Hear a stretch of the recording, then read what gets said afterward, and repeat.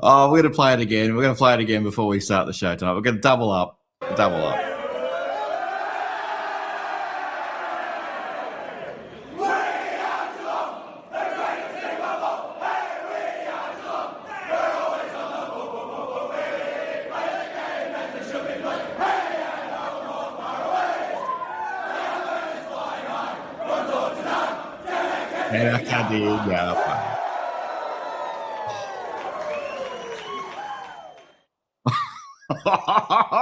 Geelong!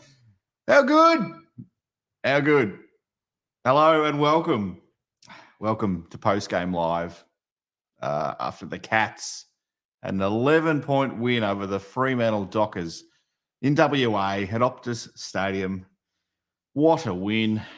Tell you what, some games you just have to win. You just have to find a way, and we did. I think most of us, in our heart of hearts, I say most of us, probably didn't think Geelong was going to win this game. Maybe we thought we'd be competitive and go close, but wow.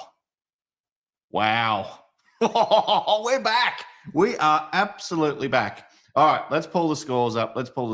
So it was the Cats, 10 goals, 13, 73. To the Dockers, 9 goals, 8, 62. Shannon Neal with a couple of goals. The homegrown boy, couple of goals there. Sean Manor bobs up, has a huge second half.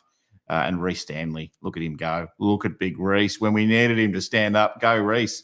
Brian Myers, Max Holmes, Zach Guthrie, just a low 20s. We don't want to get over 30s. On the other side, Caleb Sarong, he's a pretty good player, isn't he? Young, 1 goal there. 3 goals for Caleb Sarong, I should say. Sarong, Young, 1 goal. Sturt, 1 goal. Liam Ryan just had leather poisoning all day long. Sharp had a fair bit of it. And the 100-gamer, Jordan Clark, had a bit of it as well.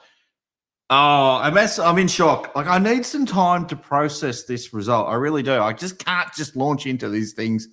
I've got a couple of guests sitting there ready to go, but I'm going to just take a moment. I'm just going to take a breath. Whoo! Join me. Welcome, as I said, welcome if this is the first time you've tuned in. And what is this Post-Game Live? Who is this bloke? Who is he?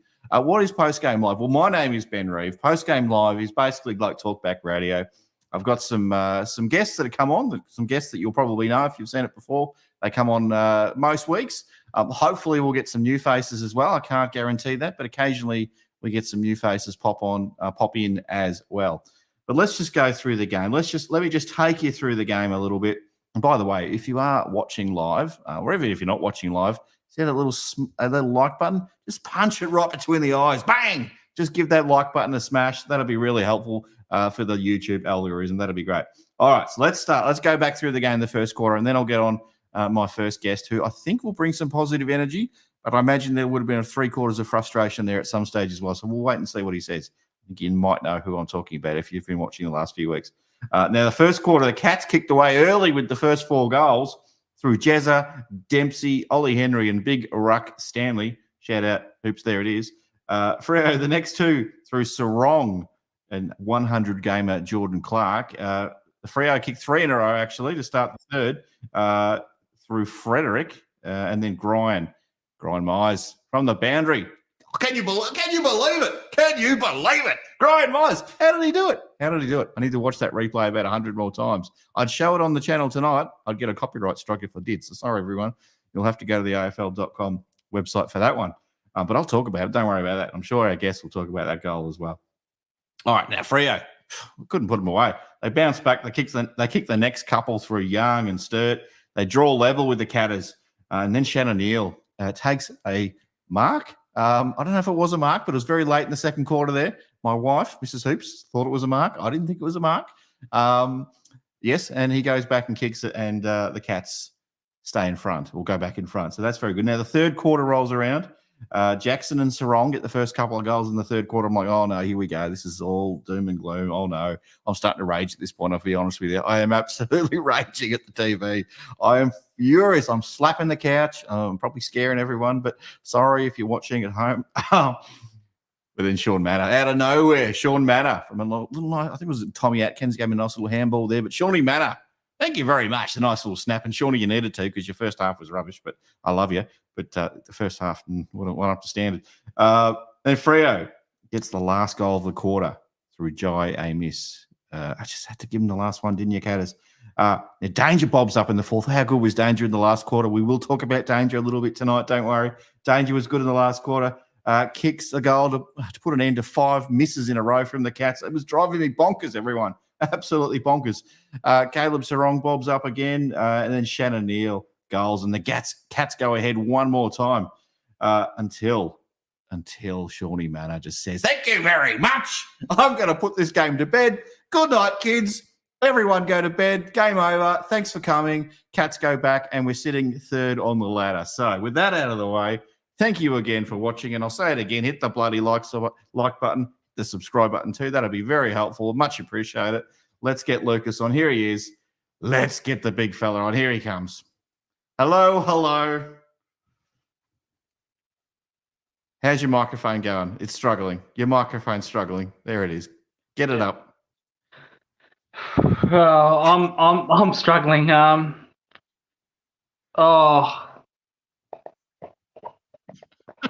it out. I can't believe that. That's our best win since the grand final, easily.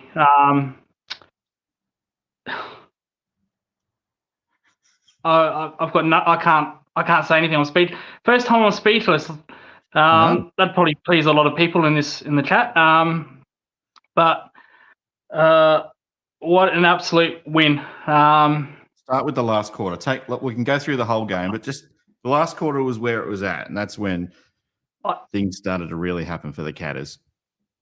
I was nervous in the last quarter because I thought Fremantle would honestly kick away because Sarong just went absolutely mental in this game. And I was just raging all game saying, how can we not man him up? How can we not man him up? And I thought fourth quarter they're just going to overrun us. And then we kicked the first goal, and it just gave us hope. That was the most crucial bit, the first goal. Yep. And I think it just gave the rest of the team energy, gave the rest of the team hope. And then Fremantle, it was an arm wrestle. It was back and forth. And every time Fremantle kicked a goal, you thought, oh, that's it. And then we responded. Nervous moments with Dangerfield. Oh. We literally had to pick the ball up, and when he missed, I just my hand to it in my. I thought, oh, what the bleep has he done? Henry's miss. I thought we're just going to blow this, but Manor, he got bullied by Sarong this game, especially in that first half. He got absolutely destroyed, but he pushed up forward. He just kicked goals. He kicked goals. We were efficient. Every time we got in forward 50, we scored. We blew some chances, but I don't really give a bleep, to be honest. Just a gutsy fourth quarter against all odds. If you're a betting man, you'd put the house on Fremantle in that fourth quarter. I won't lie. Thank God I didn't. Just unreal. Like I said, that not just the game, but that quarter probably is the best since the grand final. Since the grand final, just unreal. Absolutely unreal. Crazy. Look, it was just a couple of things for that last quarter, and I know it's a 2-hour game of footy, but really it's what you do when the whips are cracking, when the pressure's on, when a top 4 spot's on the line. That's the stuff that us footy fans, especially us Geelong supporters, yes, this is a Geelong show, but that's the kind of stuff that we remember. We remember Dangerfield going up and bringing down those marks. We remember Blitzarves just being absolutely all over the place. Remember Stengel coming into the game. It was just all these champions stood up. It was just to remember. Max Holmes, did he break the record for the most number of bounces in a game ever? Like, unbelievable. And he only had 20 touches. He probably had more bounces than he had touches. Crazy. Well, I'll go here if he didn't break the world record. But in a way, it was just everyone stepped up in that fourth quarter. Everyone. Like I said, against all odds, Fremantle, they should have won it, but I don't give a damn. Yeah. You know, when Dangerfield missed that goal when he couldn't pick it up, I thought we've blown it. That's it. What are you talking about? I don't remember. What? Danger. What the hell, Danger? What the hell? Mate, we love you, but whoa, God. I was just sitting down, and then I just went on my knees, put my hands in my head, and I thought, what have you done? What have you done? And then he redeemed him. He redeemed him. He didn't. He what? Oh, and we just needed somewhere to give it something to give us inspiration. Nothing better than the captain of a football club or of any sport, and he just stepped up with that goal. And I think the boys lifted. They saw, you know what? That's an inspiration captain's goal. Twilight of his career. He's doing everything bleeping possible to get us over the line. And he did it. But also our defence, you know, because Fremantle, you know, they kept coming and coming. Our defence was fantastic. You know, I felt like they didn't have any forwards, but it was their utility forwards that did a lot of damage. Frederick, Young, Sarong, you know, that just rested up full forward. They did a lot of damage tonight. And so our credit to our tall guys that kept Fremantle, Sikorsky,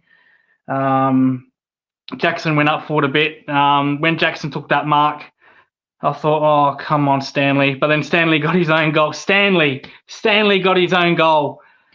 Wow. How good was Reece Stanley? Ruck Rover or Ruck? I don't know what. Yeah, he was. He's crumb and goal. He's doing it all. Probably Stanley's best impact, probably since the grand final as well. And that's what we want from Stanley. We just want him to compete. He does that.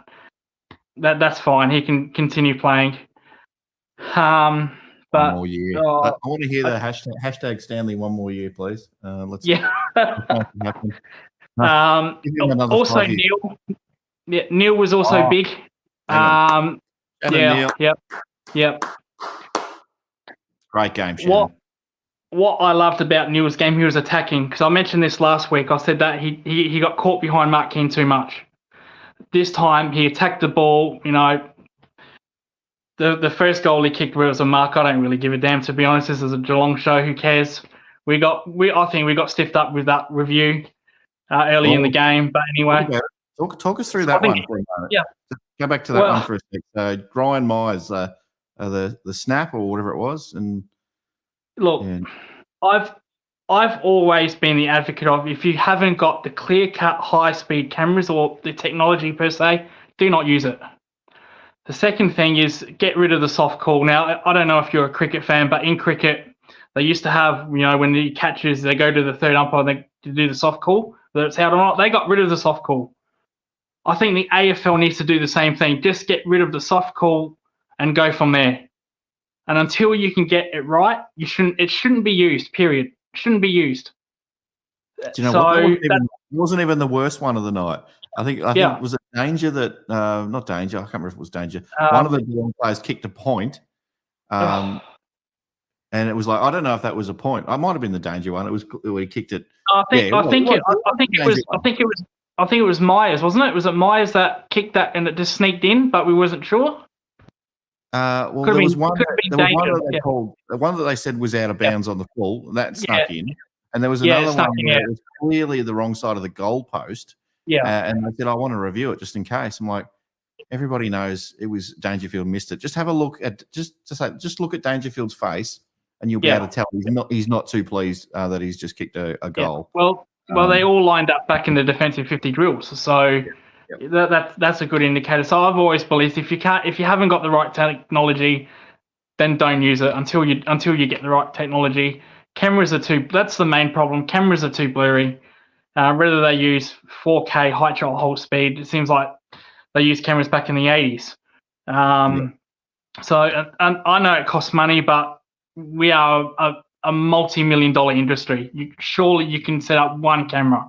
Surely. Look at the NBA, look at the NFL, look at cricket. They get their technology absolutely perfect, and we can't do that for some reason. I'm surprised it hasn't cost someone a grand final.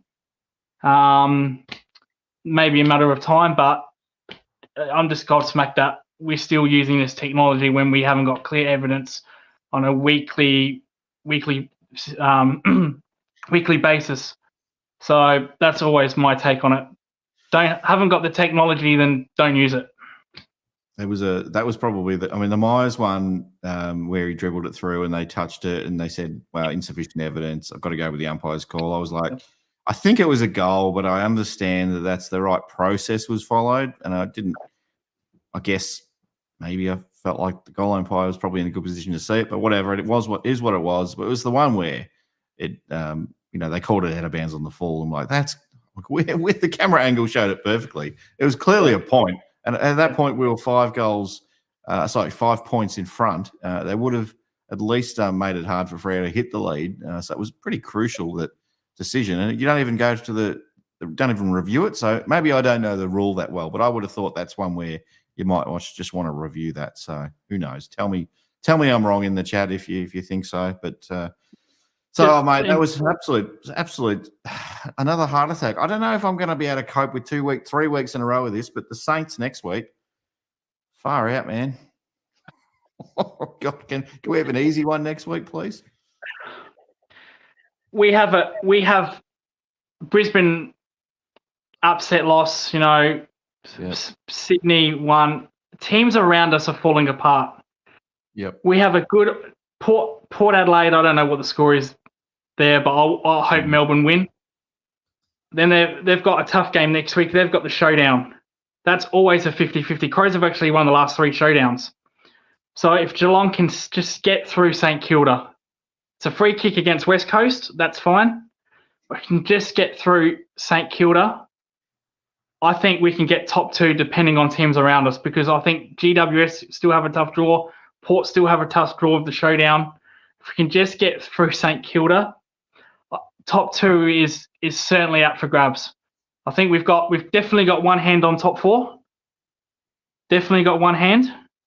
I think we've got a fingertip on top 4, depending what teams do around us. But if we can just get through St Kilda and hope other teams like GWS, Port Adelaide can just lose, or if they can lose tonight, Port, that'd be good. So this win was probably our most important win since the grand final. I keep mentioning that grand final, but you look at the games gone by. Look at the last year. This was the most important game for our club since the grand final. It was and important. We got through it.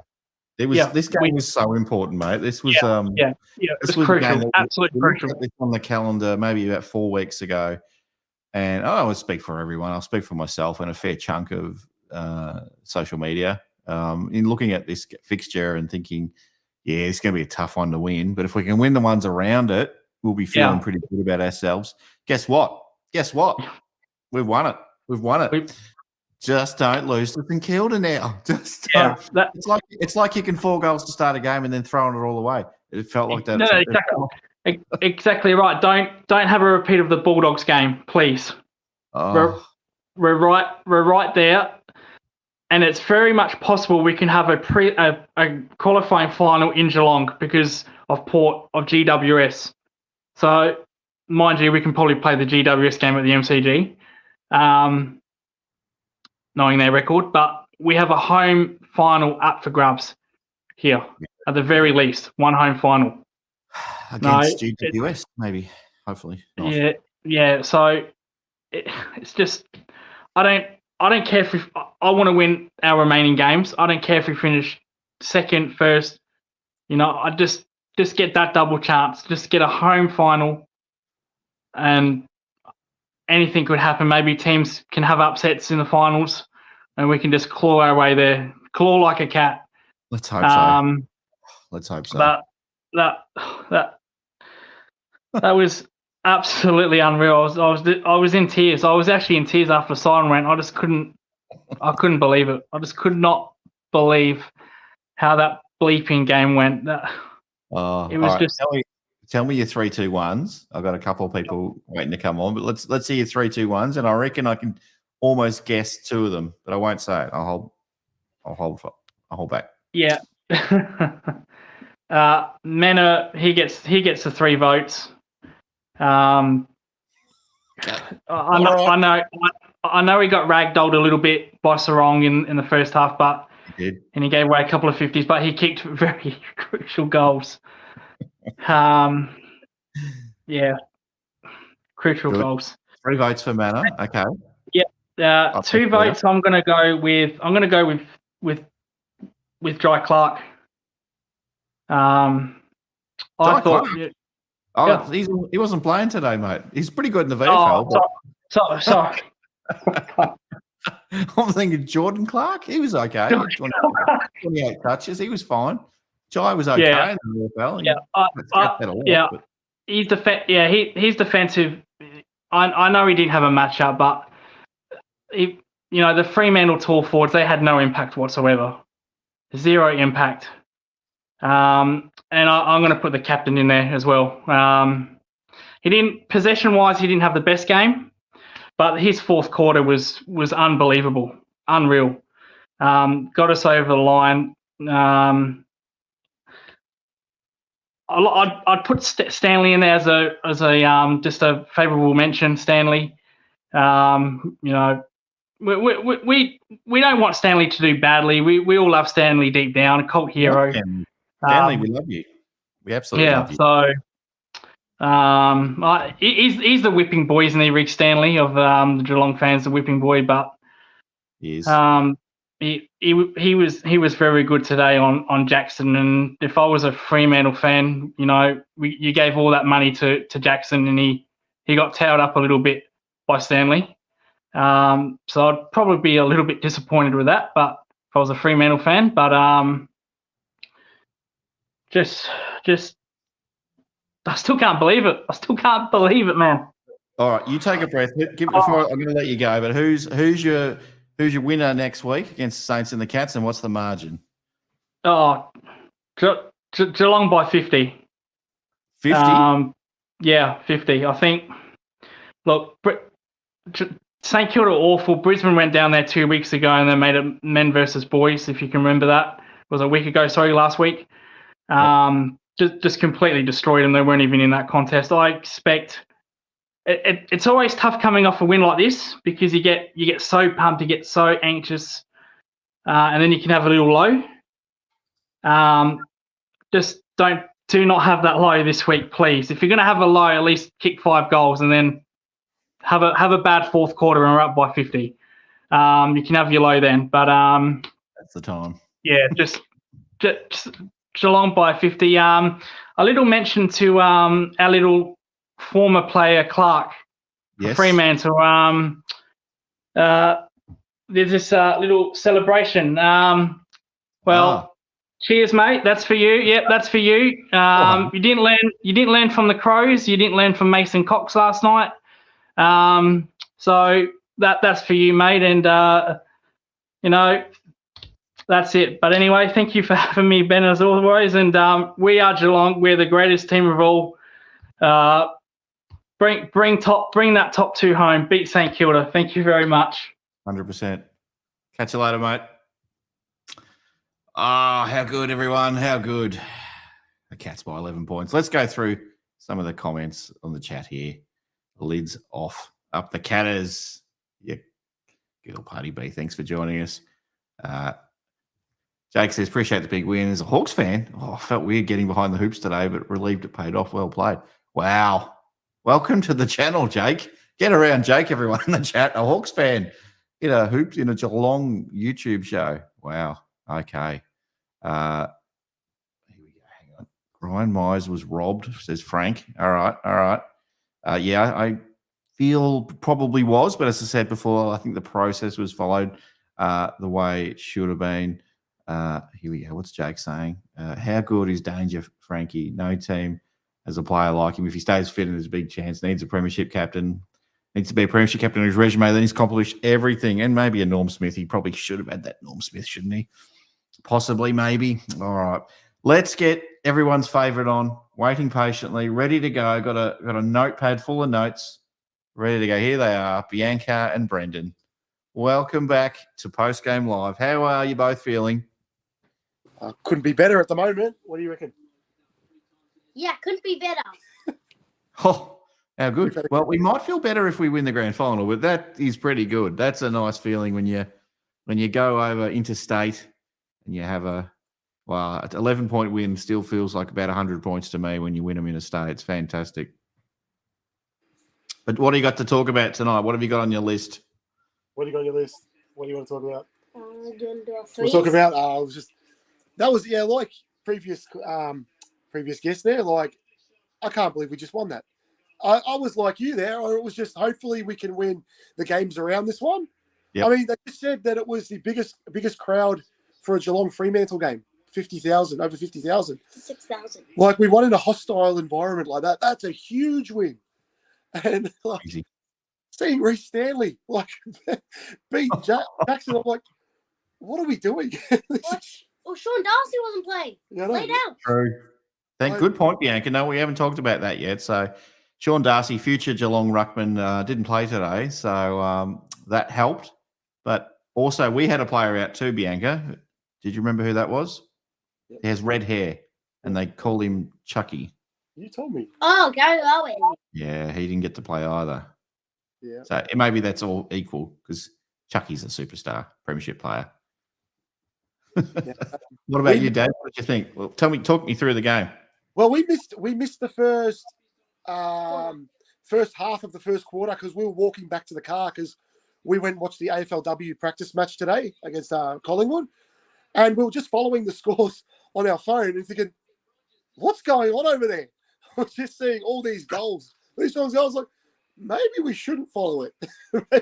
And then as soon as we jumped in the car, Fremantle started hammering goals. It's like, what is going on? So we missed that the flood of goals early, and then pretty much we got to watch the second quarter onwards. I didn't miss. I heard the score review that Glenn Myers got robbed. Yeah, we were listening to K-Rock, and they said that it probably should have been a goal, but because the soft call was a point, there wasn't going to be enough evidence to overturn it. But they were all confident in the box, even though they're very pro-Geelong.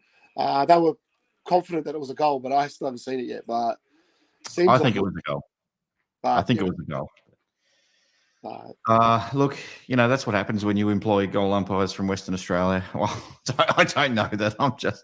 I don't actually know where that goal umpire's from, but they didn't have a great game, I'm telling you now. Some of the decisions they were having wasn't the best game. But anyway, we won the game. Who cares about the goal? Who cares about the umpiring? Doesn't matter. We win the game. Would have been great to win by 20 points or something like that, but it wasn't meant to be.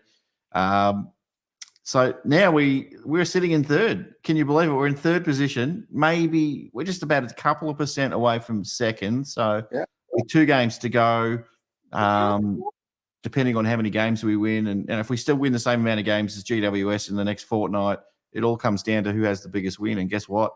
There's a team called West Coast that are coming down the highway, across the Nullarbor. Get prepared for a spanking of highest proportions, highest order. Oh, can't wait! But the way the season's going, I'm a bit almost dreading next week because it's just this season's off its head. Like, I couldn't believe I found out that GWS beat Brisbane, and it was just. But where was it? Well, I don't know. Where was? That would have been Sydney, I'm assuming. But yes, it was. Couldn't believe hearing that as well on the way to the car, hearing the GWS. No, it was at the Gabba. It was definitely at the Gabba. What? Yeah. Oh my God! Unless GWS are playing Country Road or whatever it's called.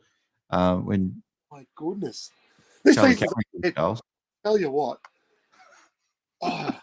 anything, literally anyone could win it. Like, it's crazy.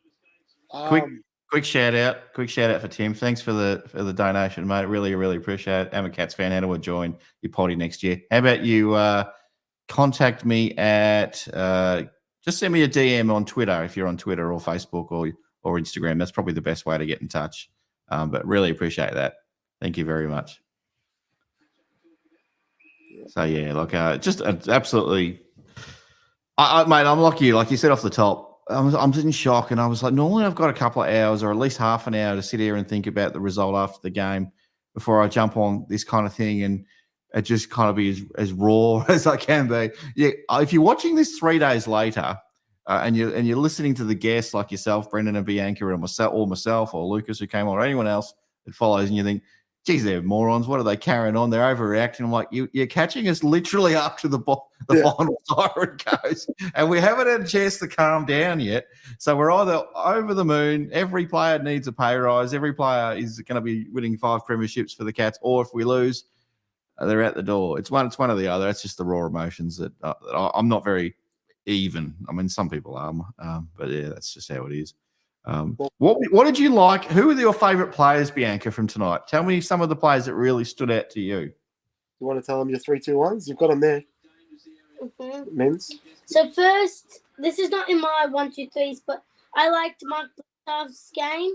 Oh, yes. But my 3 votes goes to Max Holmes. Good. My 2 votes go to Manor. And then my 1 vote goes to Danger. Danger for the 1 vote. Very nice. I like that. I tell you who probably won't get votes, but was very good in the first quarter, even though they didn't have a single possession. Jack Bowes had 6 tackles in the first quarter, but didn't touch it. Yeah. And I love that. I don't know. I wish he had 6 touches as well, but that was pretty impressive. Brendan, did anyone else stand out for you that maybe Bianca hasn't mentioned that you thought was pretty handy today? Yeah, I know. Yeah. No, I think that. I think. Who else? It was weird. I think they were pretty well balanced. I mean, I couldn't believe how many bounces Max Holmes took like today. It was insane, especially. But I thought he would have lost it when he took like 28 bounces, kicked it up to Ollie Dempsey, and then Ollie Dempsey misses. Like, yeah. You'd just be so frustrated that you've just pulled off this gut-busting run, kicked it to a player in the goal square pretty much, and he's just you'd be. But I don't think was there really any massive standouts. It was pretty balanced.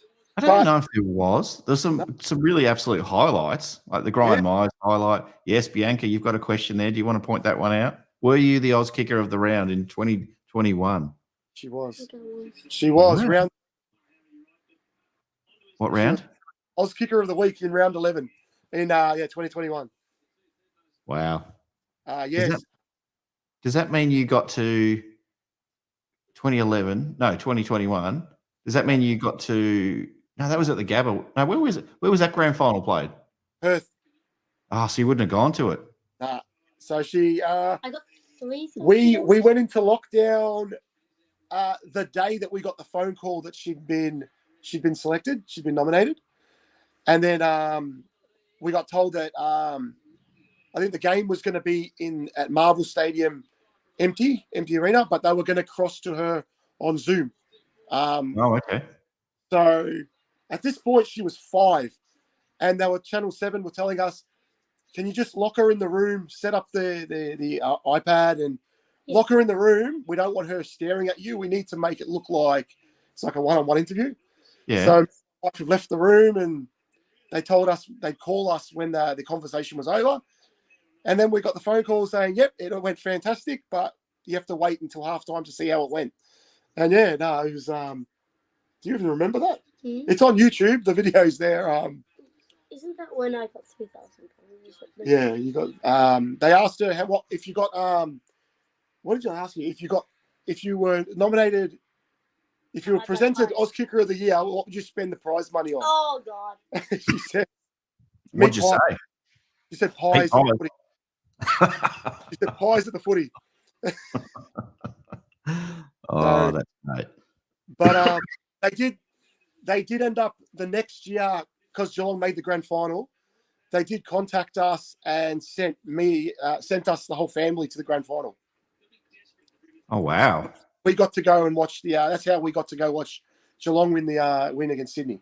Was because the next year they went, "Well, you missed out. We'll send you to that game." That's incredible. That's I was at the game too, and I guess a lot of us. I don't with my drink bottle. Anyway, I've got a little tickle in my throat, but a lot of us were at that game. It was one of the greatest games ever. And as Lucas said just before, he thinks this game tonight was comparable to that in a different way, of course, but probably the proudest he's felt, or words to that effect. An amazing sort of display of Geelong footy, and I just can't believe we've done it. I cannot believe we've done it. It's one of those games I don't normally watch a replay after I've watched it on the TV. Like when I go to a game of footy, I don't know about you both, but when I go to a game at the ground at the MCG or whatever at Kennedy Park, I've got to watch it on TV the next day because I reckon I've missed things, or I want to see what other people are saying about it. There you go. And this one, I'm just like, I could almost sit there for another 2.5 hours and watch this one all over again. I might fast forward through some sections that were very stressful, but there's a couple of yeah. Up until the 4-minute mark, I was 4 minutes to go, I was really relaxed because I didn't expect to win. So I was kind of like... I'm laughing because Mrs. Hoops has just brought my water bottle in. She's just opened the door and slid it under the garage door. Sorry to cut you off. That was fun. No, but for the first, up until with 4 minutes to go, I was just relaxed going, I don't expect to win, so don't lose your... But then with like 3 minutes to go, I'm throwing stuff around the place, just screaming at the umpires, going, because that's when I full on believed, oh my God, we could pull this off here. And then just absolutely lost it when Manor kicked the goal. Just, geez, I'm surprised it was a noise complaint from the neighbours because, geez, that was unreal. But, I reckon I was standing up for the last 10 minutes of the game. I couldn't sit down. At one point, I nearly walked out of the room. I was going, I'm done. And I was just being all dramatic. I was like, things were getting in the way. I was kicking them out of the way. The cat was trying to jump on me and get off. I was too stressed. And it was just this, goal for goal. Freo hit the front. The Cats hit the front. The amount of times that we kicked into the man on the mark or handballed into, come on. Like, we'd have opportunities running forward and we'd blow it. And then we'd do something miraculous and get a goal somehow. And it was just, I just could not get a feel. Couldn't get a flow, an emotional flow going on in this game. I was just all over the place. Wasn't fun to be around, probably. But thankfully, my family loves me and they tolerate me very much. So that was good. What else you got there? She wants to. I don't know if anyone's interested. She wants to talk about another game today. Yes, please, because we often don't talk about the VFL or the AFLW or the VFLW, but tell us about that one. I was at the game today. Bianca, were you there? Yeah. Oh, I didn't. Oh, I should have looked for you. Yeah, we were there, 100% at AIA Stadium. No, you do it. Tell us who performed, who was missing. Missing first or whatever. So you're talking about the match simulation game. Is that the one? Yeah. Yep. Yeah. AFLW. Yep. My 1, 2, 3. So my 3 is Gabby Featherston, and then my 2 is Rachel Kearns, and then my 1 is Kate Kenny. Kate Kenny. Oh, I know. Do you know who likes Kate Kenny? Jake from the Chat Cats. He loves Kate Kenny. And a comment from Sports Fan. Oh. We need your little brother to come on at some point. We want to hear his thoughts. So he played his first game last night, actually. He's 6. He played under 7s and he kicked the goal. So nice. I usually ask him, "Are you going to come on? Are you going to come on?" And he falls asleep. So he's not at the age yet. He never survives. He always falls asleep, but he'll come on. I thought this would be an earlier one today. I thought I'll get on at 7:30 and we'll have a nice early start and we'll see how we go. So let's check this. Let's check the score. Let's see where the Cats are on the left. So Port Adelaide's hit the front here. So I think the live ladder. Where's the live ladder got Geelong right now? Let's just have a quick. I reckon we've probably still holding spot. Someone in the chat, I'm sure, has probably been doing their ladder predictions all night long. Internet's a little bit slow for me at the moment, but live ladder's popping up as we speak. Cats are, what are we, 4th now? Yeah, okay. So the live ladder has Geelong 4th. So after all that excitement, people, we're now sitting in 4th. Port Adelaide is currently leading over Melbourne by, I think they've kicked the last 3 goals, and Melbourne's just said, nah, season 2024, we're done. Too hard. Nah, but I don't think we'll drop any further down. I think we're locked into top 4 at the moment. So You got more there, Bianca, about the AFLW side? What else did you want to talk about? the people who wasn't playing. Oh, you want to talk about the players that weren't playing? So Darcy Maloney didn't play because she was in a moon boot. No. And Georgie Pisbarkis wasn't playing because of a quad. And then Chloe Shear wasn't playing. Anna Rose Kennedy wasn't playing. Mel Bragg wasn't playing. Shelley Scott wasn't playing. And Brooke Plummer wasn't playing. Brooke the Chook wasn't playing. It's a shame. But, We had a lot of players out then, didn't we? Yeah, but What about Meg Mac? Did we get the captain playing? he was playing. Everyone else was playing, and we were told before the game that it was there was only going to be 3 quarters. It was going to be a 3-quarter game. And then Dido kicked the goal, and we were just celebrating that we won. And then we had another quarter. Yeah, Brady O'Rourke 5 seconds to go to win it, and then they decided because then there was going to be after the game there was going to be some extra time of just set plays, but they just scrapped that and played the last quarter. So can we be like the English cricket team? And this might go over your head, Bianca, but can we be the moral victors? Because we were winning when that was the arrangement. There was only going to be 3 quarters, and we were winning when it counted. Didn't end up because Collingwood controlled the entire last quarter but didn't score, and then Geelong kicked the goal in the last minute. So we won by 11 points in the end. It didn't matter. Now, sorry to bring it back to AFL just for a sec, Bianca, but factual opinion says if Geelong wins the next 2, so all the rest of the games, we can't finish lower than 4th. So there must be a couple of games between some top 4 sides, would be my guess on that one, which is probably going to knock one of those teams. You can't both, unless there's a draw. I don't know how that factors in, factual, but I'm not too sure there. So what about next week? What about coming back to AFL a little bit again? What about St Kilda? It's at Marvel Stadium, first game there this year and last game. We do we win this one? Do we win it? And or are we going to get all carried away and big-headed all week and then turn up and lose this game? Henry Stanley. It's true. She still has nightmares. She went to 2022 where we played St Kilda early in the year at Marvel, and it was the first time I think she'd seen the bright lights of Marvel, almost like they turn the lights down when there's a goal and stuff like that. And she got really frustrated about it because she's like, "What? Doing those lights for Geelong when we kick a goal and stuff like that." So she's still haunted by that game. So when you just said that, she automatically remembered that. And it's probably going to be. It's not our home game. It wouldn't be our home game. No, it's not. No. It's going to be like that next week. So, but you can get your tickets. You can get your tickets for West Coast. They've got round 24 from the 15th of August, I believe it is, on sale. I'm surprised that you can't get them now, but anyway, 15th of August if you want to go along to the last game of the year. We're going to try and get seats for all our. We've got 2 seats season, all season, but we're going to try and get 3 more somewhere. So take a few of the other kids with us next weekend or in 2 weeks' time as well. But we get through St Kilda, and then it's just party time. Tom Hawkins comes back. Do we play all 3, Tom Hawkins and Shannon Neal and Jeremy Cameron, or do we tell Jeremy Cameron have a little rest, Jezza? I love the chemistry you got going there. Got the little signals. It's great. Does Tom Hawkins stay in though after round 22? Not after tonight. Not after what Shannon Neal did tonight. Because I think he hasn't lost a game, Shannon Neal. The one game we lost was the Bulldogs when we didn't pick him. Yeah. You can't bring Hawkins. Oh, I don't know. I'll be split down the middle on this one on socials, I'm sure of it. Is it going to be a farewell game? It could be a farewell game. That'd be kind of nice. Do it against West Coast and then win, hopefully. I mean, and then let Neil play finals, just almost like 2011 with Cameron Mooney. You just said it. Frank Gardner said it as well. It's just like Mooney. It's just like I can't remember who kept Dasher Milburn out of the side, but another one that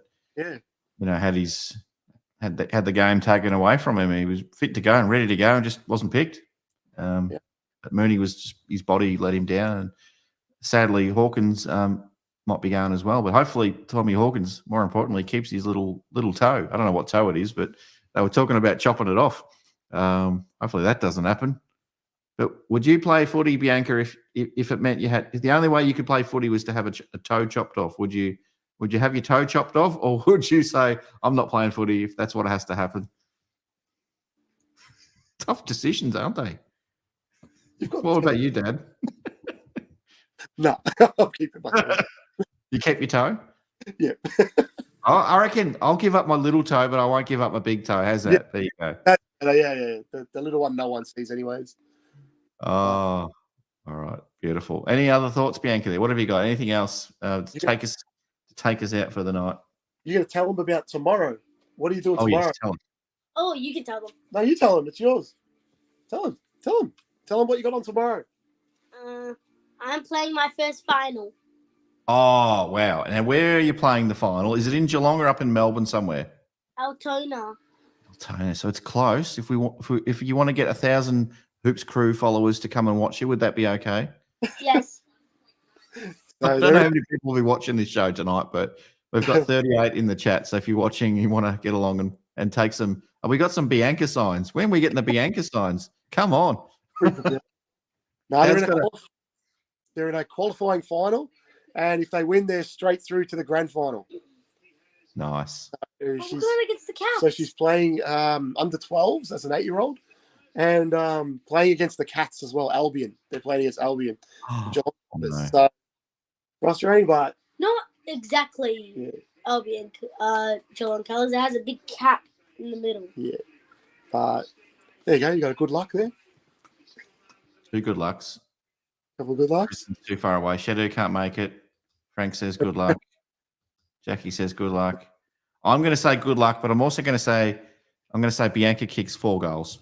Absolutely blows the game open in the second half. Bianca has a quiet first half. Maybe getting a bit grumpy in the first half, but then just absolutely explodes in the second half and wins the game and gets carried off the ground by all her teammates. Yeah, he thinks I'm going to win the game for them. That's good positive energy, Dad. That's the way. I believe. Oh, hang on. Paul says good luck too, and he's on his way. Paul is coming very soon. Paul is on his way to post game live. If you're excited to get Paul out, Paul, I'm going to have to try and I'll see if I can squeeze Ethan on before you come on, Paul. But Ethan, if you're listening, I might need you, mate. Oh, hang on. You get so much love on this show, Bianca. As I said, we should call this Bianca post-game Bianca or something like that. I will have to do that one episode before the end of the year. I'm calling it post-game Bianca. I'm going to do it. I'm 100% going to. If you give me time before the night's out, if I get Paul or Ethan on, I'll work some graphics in the background and maybe I can make that happen. All right. All right, guys. Well, I'll let you go. I've got Ethan coming on. I've got him on a little bit early, but thanks for coming on again, guys. I really appreciate it. And we'll see you after the Saints game, unless it might be a bit late, possibly. But this show will probably start at about 10:30 next Saturday night, so it might be a bit of a later one. But we'll see how we go. Hey, fine. No You'll worries. be there in spirit anyway. Go Cats! Go Cats! Catch ya. All right. How good is this, everyone? All right, so we've got Ethan here. He's told me, can you hang on till halftime because he's watching the other games? But I think you're the only one left in the chat. Paul's on his way, Ethan, but he's not here yet. So lucky you. I've brought you forward a little bit. How is it going in the other games, by the way? Essendon's up 2 goals on the Suns. Sam Draper just kicked another pretty cool one against them. Caldwell also kicked a really nice one, and looks like Kazi just kicked his second to put Melbourne up 3 on Port. Melbourne win tonight would do us a favor. 3 points on Port. Yep. Yeah, definitely. I said Kazi's due to go off. Playing well. But wow, what a win.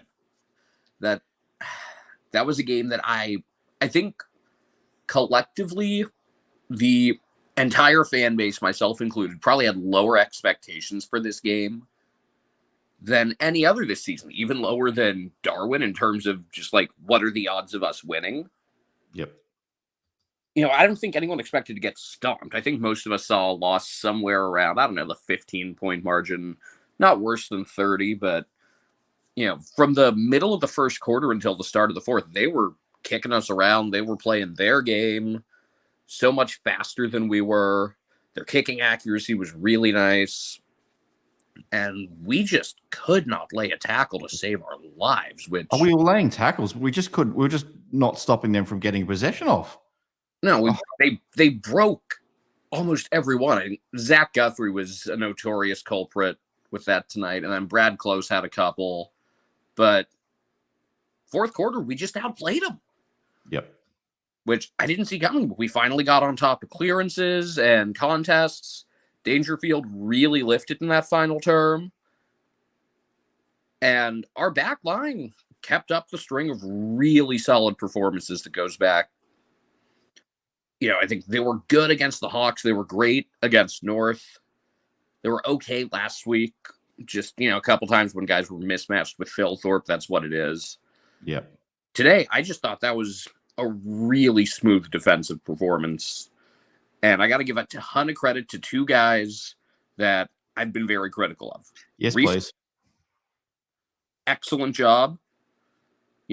I think they had the better of us in clearances. I got to check the numbers on that. Let me pull that up right now. But it would have been a lot worse if Stanley wasn't able to get hit outs. It would have looked like the Port game. But he got the better of Jackson. And I think Darcy missing out late was a big turning point. So, yeah, we actually won clearances, 35-32. Wow. I can't believe that. We were doing really well to start with, and then I thought maybe they were starting to get on top of us towards the end. Yeah, really, other than Sarong and Young, they didn't have a ton in clearances. Like, Brayshaw was okay, but it wasn't his finest game. Told you about Hayden Young, though. He's a hell of a player, isn't he? He's good. He's very good. At any point, we have to do everything to get him. I think he's fantastic. It was kind of cool when Brian had one of the Goal of the Year nominees. He's my favorite player, obviously. And then Hayden Young, probably my favorite player with any other team right now, goes and gets one moments later. Although it was, I'm sure, in film, they saw, he had like 2 in the first quarter last week against Essendon, where he just ran out the middle and nobody stopped him. And for that to happen was frustrating. But it's just terrific fourth quarter. Felt like the set shots and broken tackles were going to sink us eventually. And I was just hoping, all right, if we're going to lose, just don't make it after the siren or something that's going to scar me for life. I still think about the Papley game winner a few years ago. Even though we took care of things a year later against them, that still haunts me. Mm. So I was just hoping, do something that doesn't scar me for life. Just get beat by the better team. And instead, we decided, no, we're going to be the better team for that fourth quarter. And I thought, do you remember last time we played Freo? I don't know. It was late last year as well, I think, and it pretty much finished the year really. We were in front, and they ran over the top of us in the last few minutes of the game. Goals. I'm impressed we held Frederick to 1 or 2, because he plays his absolute best games against us. Yeah, he only had 1. I like Michael Frederick a lot, and I just wish he saved his best games for somebody else. But yeah, we limited him to 1. We didn't let Jackson do too much, which is funny because if you've watched Rio, it's been really interesting. As much as you like being able to rotate Luke Jackson between the forward 50 and the middle, I think he's usually actually been better when he's the sole ruck. So we kept him in check. We didn't let Switkowski kill us with pressure. Really, the only 2 that really hurt us were Sarong and Young. And Jordan Clark was solid, and it was nice. I saw he had some nice things to say about our club going into the week. There's no hard there. No. Yeah, you knew he was going to get a goal between it being his 100th game and being against us. Of course. But I think we minimized Young's impact in the second half, and I think Clark was less impactful too as the game went on. Second half, we really shut down Young, and I got to go back and look to see who played the biggest part in that. Because, like, at halftime, he and Sarong were both getting us. And then the second half, it was really only Sarong. I still would have liked to tag Sarong. And that's where you could have used O'Connor. I thought Mullen was a strange choice as a late in. I don't want to say a bad thing about him, but it didn't fill me with much confidence when I saw that he was the replacement. And then just, I think he needs games. And I've said this on the show and other shows. You just got to give games to guys, even though they may not be the best player. Or there's maybe someone else more deserving, but the upside that these guys show probably will justify it. Hopefully, yeah. The Trust right them. situation for him. A game against a lower leverage spot. I think instead of a game where we're playing for a top 4 spot, basically. I still think by late next season, O'Sheen's going to be a regular in our 22. I think so. I think he's going to be terrific, and he's just got to work on the instincts because the physical skill is there. But I thought it was a weird spot to use him, and it was weird that when we brought him in that he didn't go into tag. Like, again, I would have rather just given Jed Buse another game or had O'Connor as a tag. But Dangerfield was a leader. Manna made a few winning plays late. Brad Close finally got in after having a really quiet day. I thought Brian up when needed. And were we the better team for more than half of this game? Absolutely not. We were the better team for probably a little bit under a quarter and a half.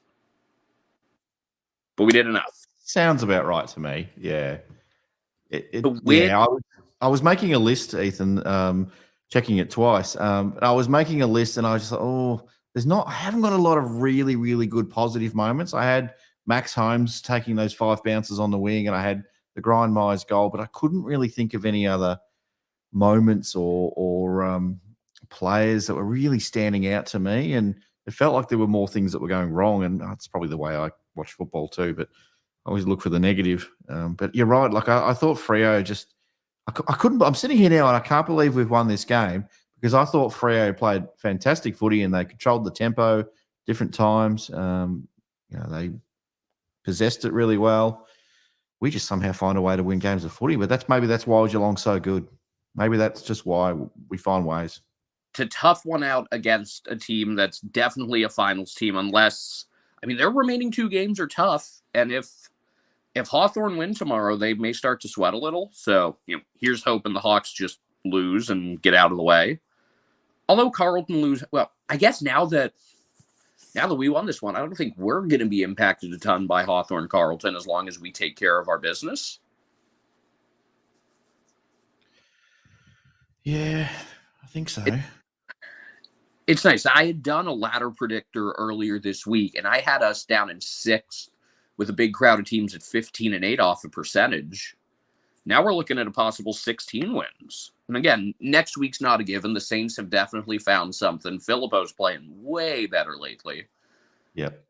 And the Eagles aren't going to go down without a fight, even if, it'll be the week after the big Andrew Gaff send-off. They'll still come out and play hard. I think if we see, if Essendon win tonight, which somehow they're doing Essendon things and they're finding ways to lose at the moment.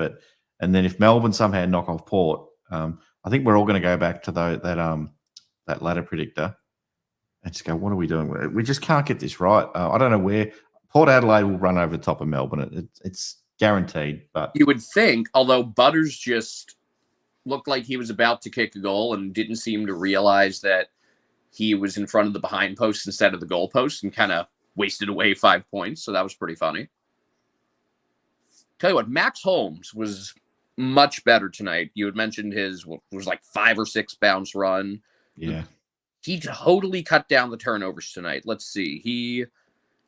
All right, stats had him for 5, but there were no glaring mistakes. Also, he had 11 bounces, which I think has got to be among the most for any player in a game this year. Yep. 11 more than Max Gawn has in his entire career. But I thought Max just played within himself much more because the last few weeks he had been down. He was way more composed tonight. And I think that was enormous. Zach Guthrie, for as much as I didn't like his tackling at all, I thought he was very composed in the fourth quarter as well. Just nobody really let the pressure get to them. And I think we also kind of set the tone with pressure early. Like that run early on was our forward pressure cueing that. And I thought even though he only had like one disposal in the first quarter, Tyson Stengel was a massive part of that. We don't get out to that lead without Stengel. Yeah, Stengel somehow found a way. Like he was having I wouldn't say a bad night, but he wasn't finding a way to get into the game for whatever reason. It was a funny game, this one. I just couldn't, as I said earlier, I just couldn't get a feel for the flow of it. I know Fremantle were trying to mix things up and change things up and hopefully crack Geelong in some way. And I'm very proud of the way Geelong fought their way through that. They could have just gone to pot. We didn't actually have a moment in this game. I think we conceded 3 goals, and that was the most we conceded in a row consecutively. So that, for me, was encouraging. We've seen Geelong many times this year really, really lose their way for a quarter or 2 quarters at a time. And, and sometimes it's cost us the game, and other times we've just barely scraped over the line. But very brave effort from the Cats today. We found a way to win a game that maybe some of us on here, some of us watching this on replay will say, well, we didn't deserve it. But some of us will say, well, maybe those are the games that you deserve the most because you just find a way.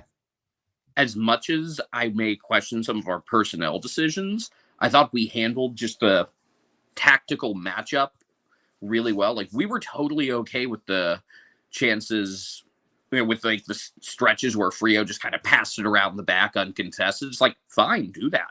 Go ahead. As long as you're not in the lead and milking time, we can let you play that way. They ended up with, I think, like 90 more disposals, and that really didn't bother me at all. I was more concerned about them just kind of trying to get on those big runs through the middle that we've given up those big runs in the last few weeks. Those sequences of multiple goals in a row were pretty much always, just teams tearing us up through the middle, and they really didn't do all that much of that outside of, their first couple goals. So I think we were really prepared for the very specific style that they played.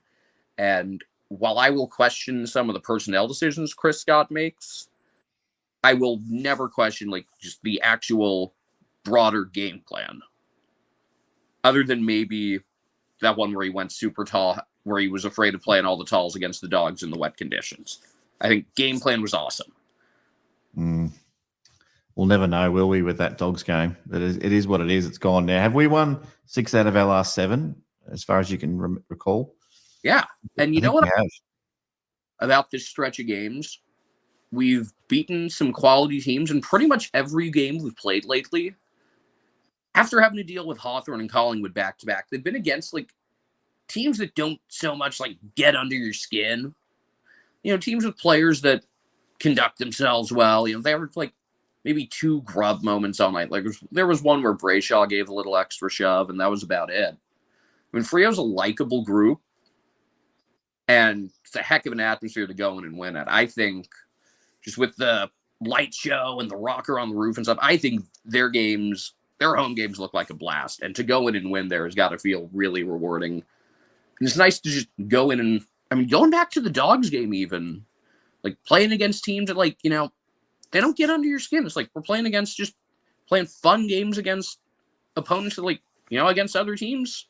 You want to see them do well. Nothing against the Dogs, nothing against North, nothing against the Crows. And I think at this point, Freo might just be my number 2 team, although Hayden Young definitely has a lot to do with that. I was going to pull you up and just say, hang on a second. Was it Hayden Young? Was that who it was? No. Who was the player that put the elbow into Zach Guthrie's, the back of his neck at some point when Guthrie was on the ground and he just drove the elbow in? I can't remember who that was. That was Banfield, and that should have been 50. That absolutely should have been 50, and I couldn't believe they didn't call that. Blindsided. Umpire couldn't see it. I get that, but I'm not going to complain. Camera saw it. I'm not going to complain a ton about the umpiring. The one that might have been a goal for Brian, I thought on first sight it was touched. Maybe it wasn't. It was one where there's just not enough to overturn it. This goes against what Lucas had said earlier, but my belief is if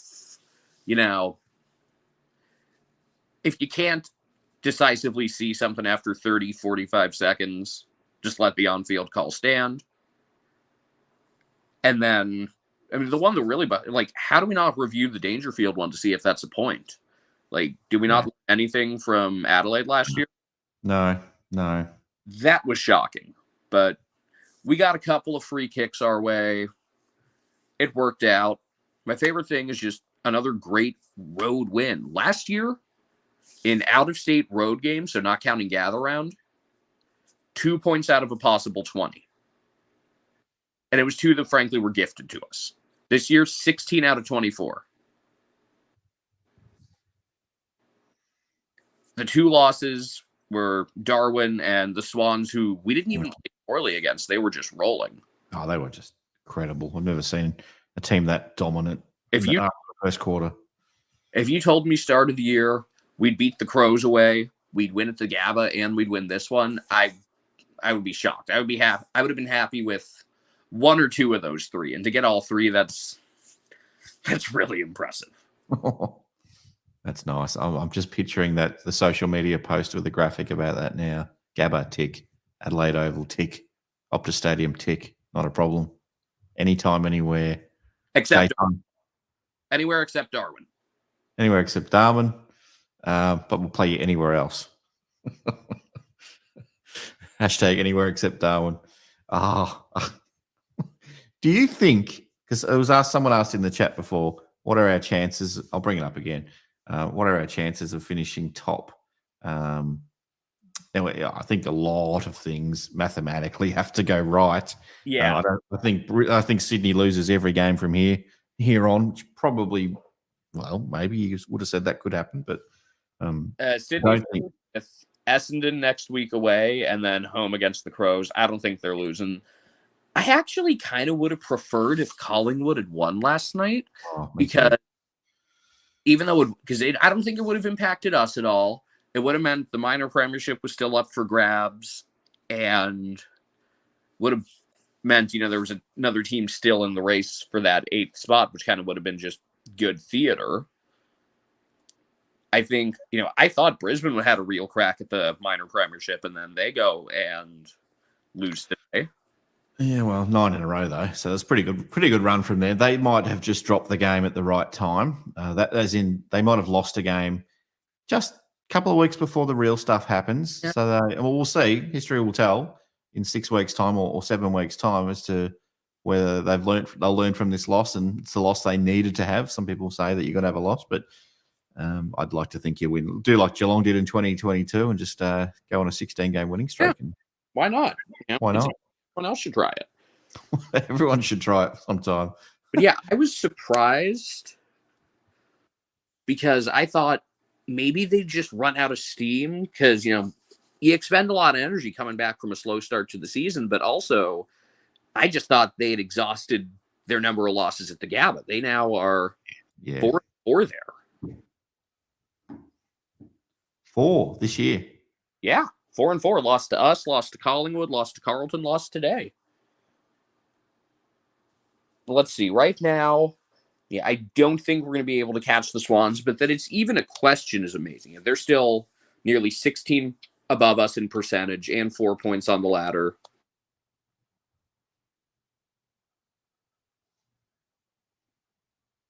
Especially with GWS's tough road home. They're going to struggle, I think, GWS.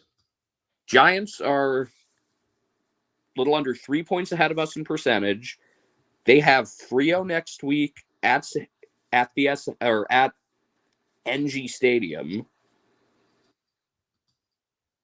And then they finish. Who do they finish with? I do not remember. I got to find this here. They finish. Bulldogs in Ballarat. Tough one. That'll be great. That one. One of them will drop 4 points. Perfect for us. Yeah, their remaining schedule's tough. Freo's now 6 points behind us. Has it tough with them and Port. If the Giants slip up, I think there was a road to second. Although if Port take care of things tonight, now that they're down like 3 at half right now, they just can't kick straight.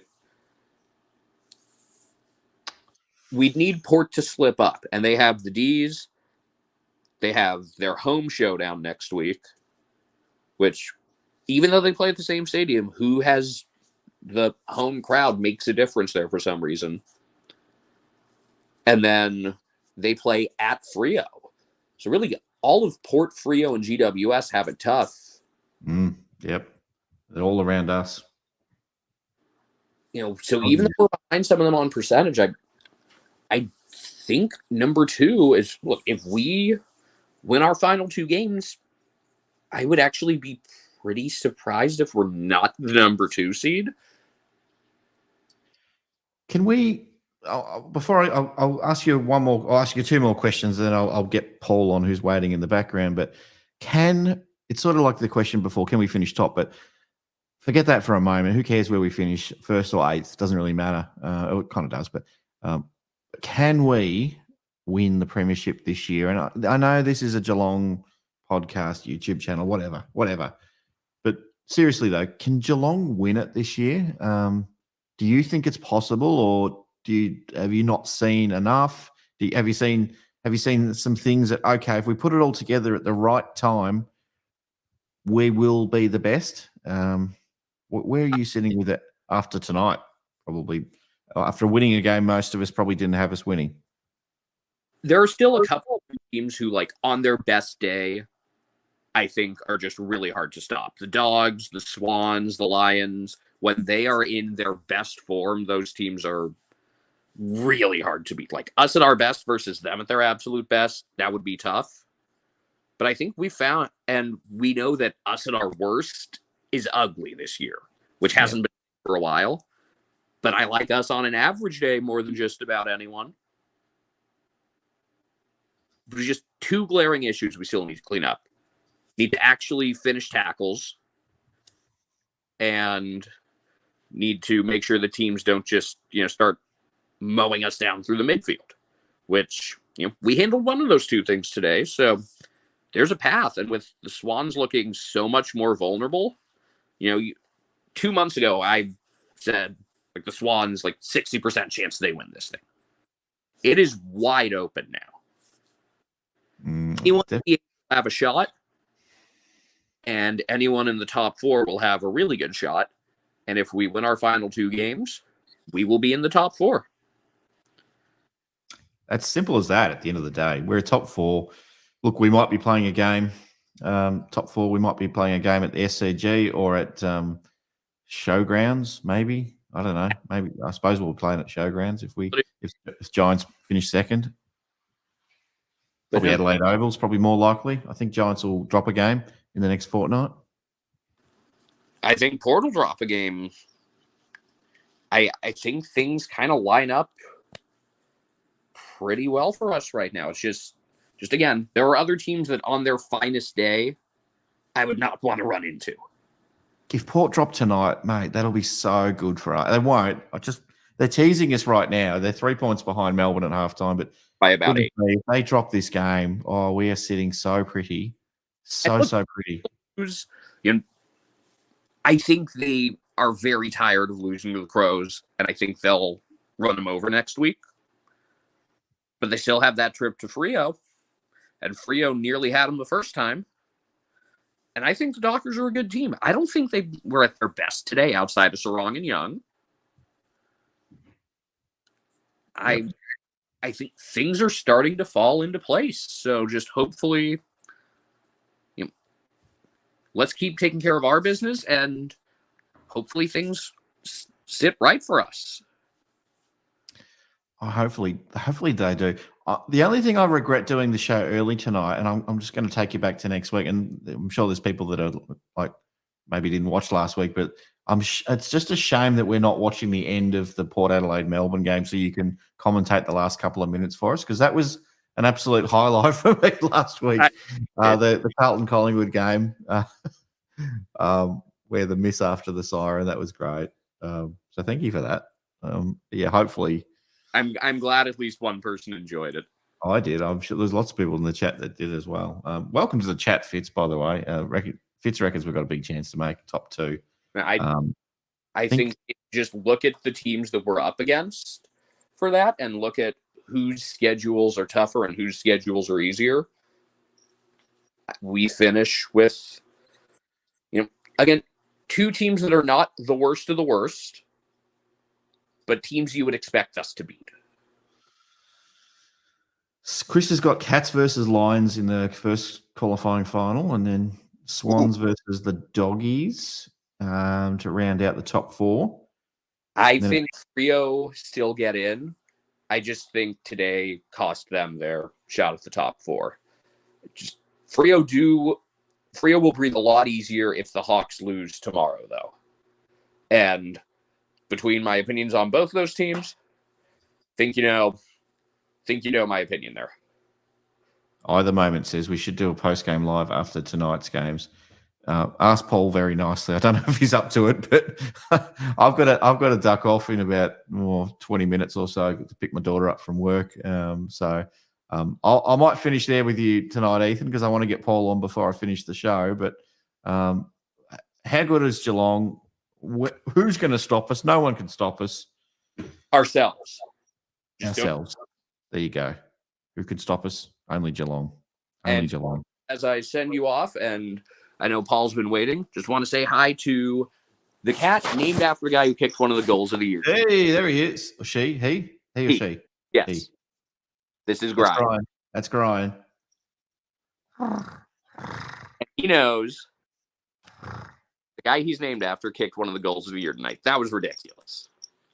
You need to get a little special Geelong collar, some little hoops. Find any blue, unfortunately. We'll get a little hoops logo, or you might want to put your own Americans watching the footy. He's already got one little tag on here, but whatever we can do. All right, that's if Jake from the Chaps, if you're watching, that's our next product line for the shop. Cats collars and little tags, all that's kind of in the hoops logo. That's what we need. Support the Cats. Support Geelong. Support the Hoops crew. Thanks, Ethan. Thanks. It's been a pleasure as always, mate. Take care. Gonna head back to watch this. I'm in charge of the Essendon Suns game, so I'm gonna go lock back into that. All right. Take care, mate. Great win. So good. All right, you love him. You know him. Everybody loves this guy. He's absolutely flying at the moment because he put a video out through the week and it went crazy. So I love Paul's videos. If you haven't caught some of Paul's videos, he does these 10 or 15 minute things and they're usually sort of based on some topical thing that's come up through the week. So keep your eye on them if you haven't checked them out before. But I'll bring. All right, stop blowing smoke. I've already brought myself in. Stop blowing smoke. Enough of that shit. We love it. They love you, but Paul. Also get around me. We'll answer either Moment's question in the chat there. He's 25 at the moment, and then as Ethan mentions, he's talking about the cat. The cat, so the cat might be 25. Grian's certainly not turning 4 next week. What are you thinking? I missed obviously the beginning of the show. I was doing kids' bedtimes and watching highlights and Yep. Basking in the fact that, and I've been talking about this every time I've come on the last few weeks, like I've been freezing my ass off. It's because for the last 6 weeks, I've not had heating in my house either. And just yesterday, we got brand new split systems in the house, cranking the heat.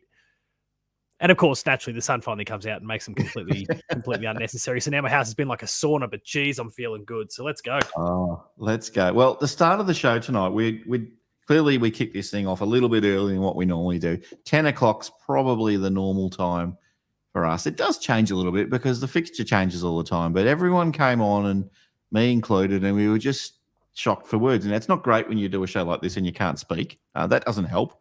Hopefully I got a few words out to start the show off, and people are still watching now. There's a few people in the chats. Thank you. If you haven't already hit the like button, please do. It really does help. But mate, we were just dumbfounded. We couldn't believe we won the game.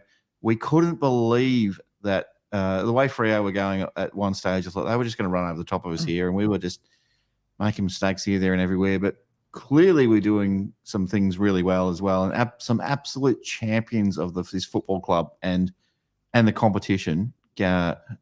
Dangerfield, what a star. P. Dangerfield, 3 votes.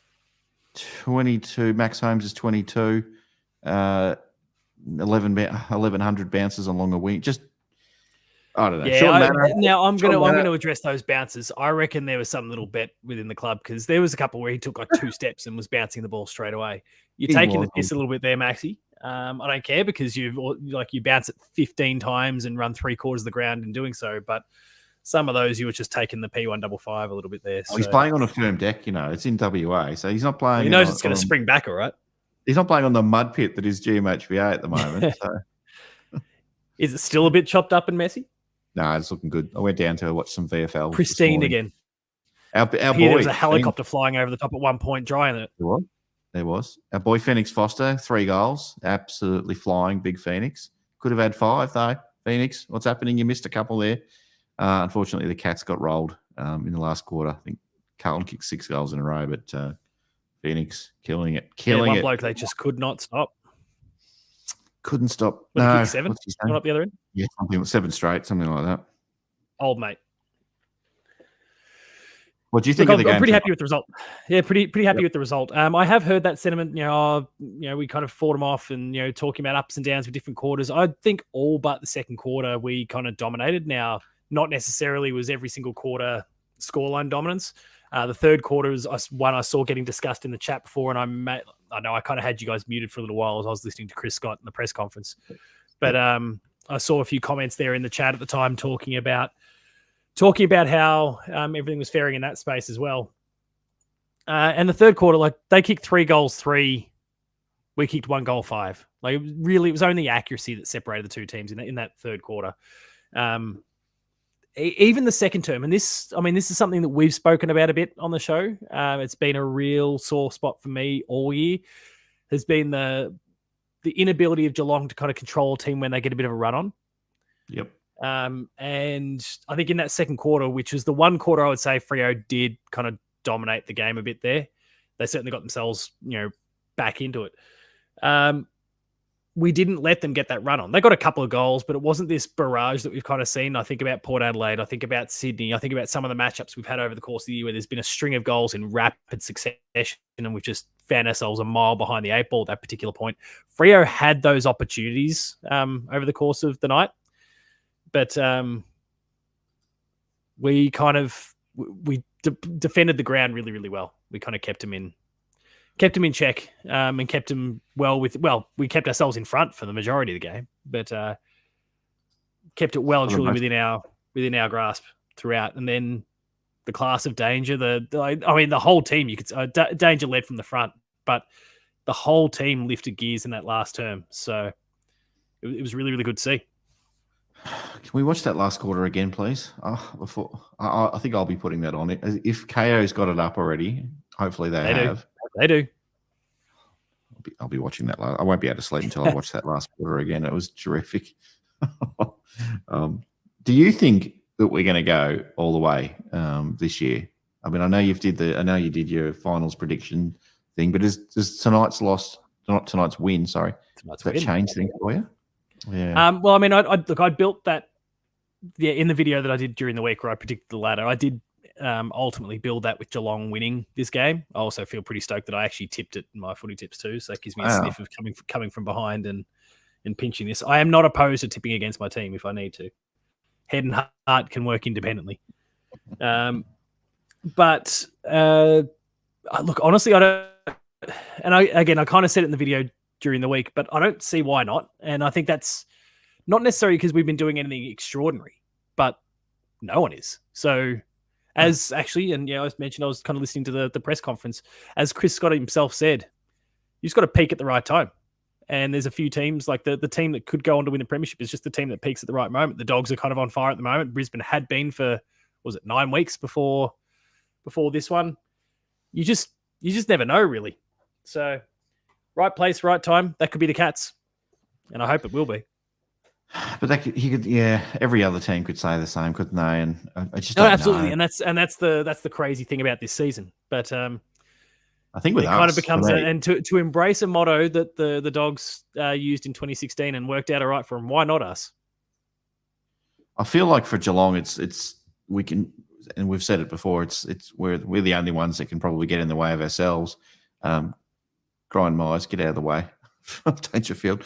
That happened tonight. But no, like I feel like the Hawkins situation, as much as I want to see him play, I feel like that's going to cause a few headaches at selection about what they do, because clearly, if you just look at wins and losses, clearly Shannon Neal is making a difference. So say what you want about his individual play, but I don't know. I don't want to make a case no more Tom Hawkins, but I also think any club him. that's going to look at that particular move and base it on wins and losses is a pretty bad football club, because we know like Hawk/Shannon Neal is not the difference in the Cats between weeks 1 and 7 and then 8 and whatever that was, and then what we've been seeing more recently, 8 to 15, because that's when Hawk did his foot.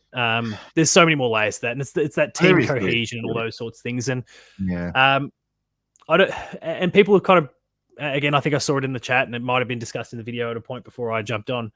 Like, people are making that comparison to Cam Mooney and Tom Hawkins in 2011, and we might be kind of seeing the same sort of thing occurring here. I would say Tom Hawkins, in terms of what he's offering the club at the moment, is considerably greater than what Cam Mooney was offering at that particular point, like at the equivalent point in time. Yeah. Now, again, that's not me then saying that it should be him over Shannon Neal, but I would say that at this point in time, especially with his experience, a lot of experience, and he's still been delivering over the course of the season, I don't think you're going to go wrong either way. But it's kind of how you want that forward line to look. It might end up being a horses for courses thing. I genuinely think that, I mean, we made a bad call with the Dogs game, not going with Shannon Neal in the first place, but I imagine if we had hypothetically all three of those guys, that we've discussed this in the post game off the back of the somewhere along the way off the back of the Dogs game. I think there was multiple bad decisions there, but it would have put a lot more strain on the Dogs defense, which would have taken away from their forward line, which kind of feeds on from there. Yeah. I think if there's a scenario where we end up playing the Dogs, and someone dropped in the chat before, either moment dropped in the chat before, that we're playing Cats and Dogs in a grand final, I wouldn't mind actually seeing the scenario where it's actually all three of those guys, because That's I think that really takes their strengths as well and exploits one of their weaknesses still. Give us a like in the chat, or let us know in the chat if you want Paul to make a video about this situation, because it will come up in about 2 weeks' time, Paul. Yeah. It's going to be interesting. I don't want it to get messy at the club. Hopefully the club handles it reasonably well. Now, before you jump into the next subject, I've got to let you know I've got to duck out now. Yeah, so you're 3 minutes. If you want to keep going, that's okay. I'll let you run with it. But I've got to pick up my daughter from work, so I better dash out the door in a couple of moments. But I'm feeling. Where's the link? Hang on, I'll drop the link in the chat here to see if I can pry anyone else in. Yeah. If you're watching along now, there's the link. It's popping up in the stream comments now. Jump in. Give me someone to talk to. Otherwise, I'm just going to waffle away. And that's not, I mean, you mentioned my videos before. I do enough of that in the reaction videos and the other bullshit that I put up on the channel. So give me someone to wax with. If someone's there, jump in, click on the link. It just went up in the YouTube comments. And talk to me, please. I'm lonely. Let him know. All right, mate. Thanks for go for it. Yep. I was going to say thanks for taking over. I'll let you go. I'm going to jump out. And thanks everyone for watching. Stay with Paul for a bit longer. Let's see what happens. You're the one that hosted this thing, so let's see if it doesn't die. Now, we haven't tried a host handover like this before, so let's see what happens. Let's see what it's like. Let's see how much love there is for Paul. Let's see all the viewers drop off. We've got 38 right now. Let's see them all tumble when I leave the room. So everyone, on the shoulders of this joint, mate. See ya. All right, what's happening? Oh, good. We are still alive. Oh no, hang on. Ben's still in the background. Well, we'll see what happens anyway. If anyone is around, I do see Lucas in the chat there talking about like his Kiri there, mate. If you're there, come on board. Otherwise, I am just talking to myself for a little while. I'll address some of the comments talking about Chucky wanting to see all three tools in the same forward line. Either moment, addressing that kind of how is Chucky not in your forward line? Mentioned before, and again, I suspect given how quickly Ben has jumped into post-game live, that most probably haven't had the opportunity to tune into Chris Scott's press conference yet. He has already confirmed that Gary Rom will be back in the team next week. There was no ifs, buts, maybes. He was very, very definitive. So, I mean, that's a component to the forward line that obviously is worth discussing. the Tom Hawkins one is going to be this constant talking point for the next few weeks. As a bare minimum, and I guess kind of cycling back to what we were just discussing there a moment ago, if he's not to play finals, I do want him to get that farewell match, presumably against West Coast, because I think that's the lowest risk scenario, I suppose. But even in that scenario, can we just feed him the ball nonstop, please? Like constant delivery to the big hawk. He needs 4 to hit 800. We want this to happen. We don't want one of these scenarios where we're, and I've not loved in the past how Sam Newman back in the day was a beneficiary, being dragged to the finish line for his 300th. I don't want to see Hawk walk out the door with a cheap and easy 800. I'd love to see him continue to play on beyond just the round 24 match, but I don't know. As a bare minimum, let's get him the 800 before he checks out potentially. Lucas there in the comments just stressing that the D's are getting the job done against Port again. That is a very, very important game for the Cats. And another comment here. It is a great one because I'm kind of leaning into some romanticism, obviously around Tom Hawkins and what that could possibly be. But ultimately, someone has to come out. And right now, I don't have any great answers. Obviously, there's lots that can still play out, and hopefully we don't have to factor in injuries. But there is the possibility of those sorts of things. Ollie Henry look, he's a dead eye most of the time. His kicking was pretty poor after that lower back injury, and I don't know how he's traveling now off the back of that. I'm sure it's a small setback in the grand scheme of things, but maybe he becomes a possibility if there's a little bit more to it. Otherwise, I don't really want to see him out of the team. And Factual Opinion kind of highlights that he's offered Ollie Henry as a potential option for the Cats, and certainly because he is kind of in this awkward spot in terms of his height and what he can deliver. It does make him a consideration for the spot, but I love what Ollie brings to the team. His aerial ability, his goal sense, he provides a lot there that someone like Gary Rowan, which clicked the wrong comment there, has been offered. Gary Rowan obviously has incredible speed. He's got incredible marking ability. He can kick the ball. He's a dead eye. But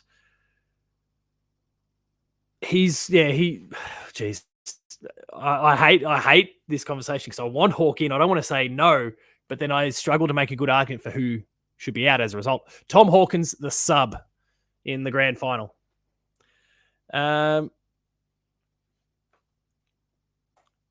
A great little bit of perspective here from either moment when it comes to Tommy Hawkins and his back. Obviously, back in 2013, and that was a really rough period for him with his lower back. And if Ollie has injured it, if it's maybe a recurrence of an issue here for him, that is a bit of a worry for him going forward. It was really debilitating for Tom Hawkins. The advantage he had was that he was very much and the club kind of lent into it. He's so big, he was able to be that stay-at-home forward that you could just kind of dump it in on. Ollie Henry doesn't have those same kinds of assets as a footballer. And so who knows? Chucky offers a great suggestion there. Obviously, it doesn't necessarily mean that we need to drop a forward for Hawk, that Cameron maybe plays further up the ground. We shuffle a few around. And it's a good one. In the same way that Tom Stewart has been playing it, like we've seen it, the evolution of his role over the course of this year and how he struggled with the one, like the very, very, very direct tag that he was experiencing early on. Played solely as a midfielder for a few weeks. And then bit by bit, we've seen Tom Stewart kind of transition from defender to midfielder / defender. And he's spending more and more time plugging the gaps and doing what Tom Stewart does so well as a defender. Yet he might start the contest in the center. It's a really fascinating one. And Jeremy Cameron could be used in a similar sort of fashion where maybe he plays off the wing, but then he just floats in doing what he does so well. And we saw it obviously last week. One of his great strengths is how he can just float back into the contest and burn his opponent in the process to take some spectacular marks. That's always an option as well. So there's options. The reality is if we do go down this path, a path that I would personally like to see us go down, and this is where I think not just for the romanticist and hitting the 800 goals and those sorts of things, if we go down this path, I think Hawk he might need to come back as soon as next week to give him a week or two to show whether he can do it or not. I don't think his form was that bad. He obviously had moments, and he had that block of 5 games, but I think the game style was kind of evolving in a way that wasn't as Tom Hawkins focused as it has been over the years. But then finals are a different beast. And in finals, suddenly it's less about precision. It's less about some of the more beautiful, gorgeous aspects of the game, but more about just rushing that ball inside the forward 50, dumping it in as far as you can. And that leans into Tom Hawkins' strengths. So I wonder if he's not going to be an enormous asset come the finals. I want to address some of the other questions that are popping up in the chat. There's a lot to be said about Tom Hawkins, and we could probably double the length of this show if we continue to go down that lens. Another question has come up there about Cam Guthrie, and I did see it earlier while I don't know if it was just before or just after I jumped in. Cam Guthrie is in a very similar sort of position right now. He also, if fully fit, could be making a strong argument to be back in the team. But I struggle to think of someone who would come out. And I'm going to take a moment here, and I'm going to see if I can work some magic in the meantime here. We'll get a bit of screen sharing going on. Let's not screw this up, Paul. We'll get a bit of screen sharing going on. Get that window. Get that one. Boom. Let's project things a little bit. Here we go. We're playing with fire, people.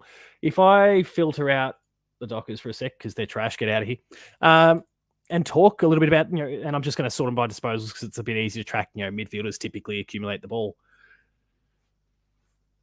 I struggle to look at anyone here who is potentially performing poorly, such that Cam Guthrie could get in. Now, as a few have mentioned in the chat, while I've been looking away and trying to get some technology working, Tanner Bruin's going to be out next week, and that provides an opportunity. But, is Cam Guthrie match fit at that point? Do we look at someone like a Mitch Nevitt who had another blinder today in the seconds? I do want to talk a little bit about Mitch Hardy shortly, because I saw his name coming up before, and I don't know if it actually got addressed while Ethan was on there. Again, I had them all muted while I was listening to Chris Scott in the press conference. But yeah, Tanner's going to be out. That provides an option. Another comment here about Zach Tui. His name constantly comes up because he's kind of been so in and out and being managed over the course of the year.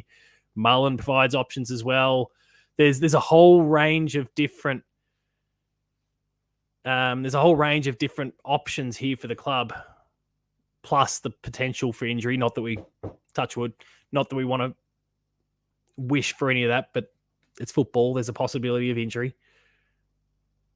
It's tricky for Cam Guthrie. It's tricky for Tom Hawkins. It's tricky for those that are right on the fringe at the moment. A Gary Rowan coming back, who's been guaranteed his spot this week, but who knows going forward. For some of these guys that are in the starting 23 and are kind of hanging on to in the 23 for the day and are hanging on the brink, like an Oisin Mullen. These are really tricky spots. At the moment, I've just seen your most recent comment, and I'm going to flat reject it. But as one of the leaders of the Jack Bowes fan club, under no circumstance is Jack Bowes to leave this team. I'm sick of how the club's been treating him last week as a sub and those. I think his tank's not necessarily great, and I think that's why he kind of gets managed a little bit with some of the game time. But I love what he's been bringing defensively. I love that he gets forward and scores. He didn't today, but I've been really, really happy with Jack Bowes' offer to the team. But you're right, based on what the positioning has been week after week, who we've been naming, where we've been naming them. He's vulnerable. He's in a vulnerable sort of spot on the brink, but I think he'll be okay. But I look at this and I don't see obvious candidates, perhaps outside of Oisin Mullen. He was the sub and that was due to a late out and all those sorts of things.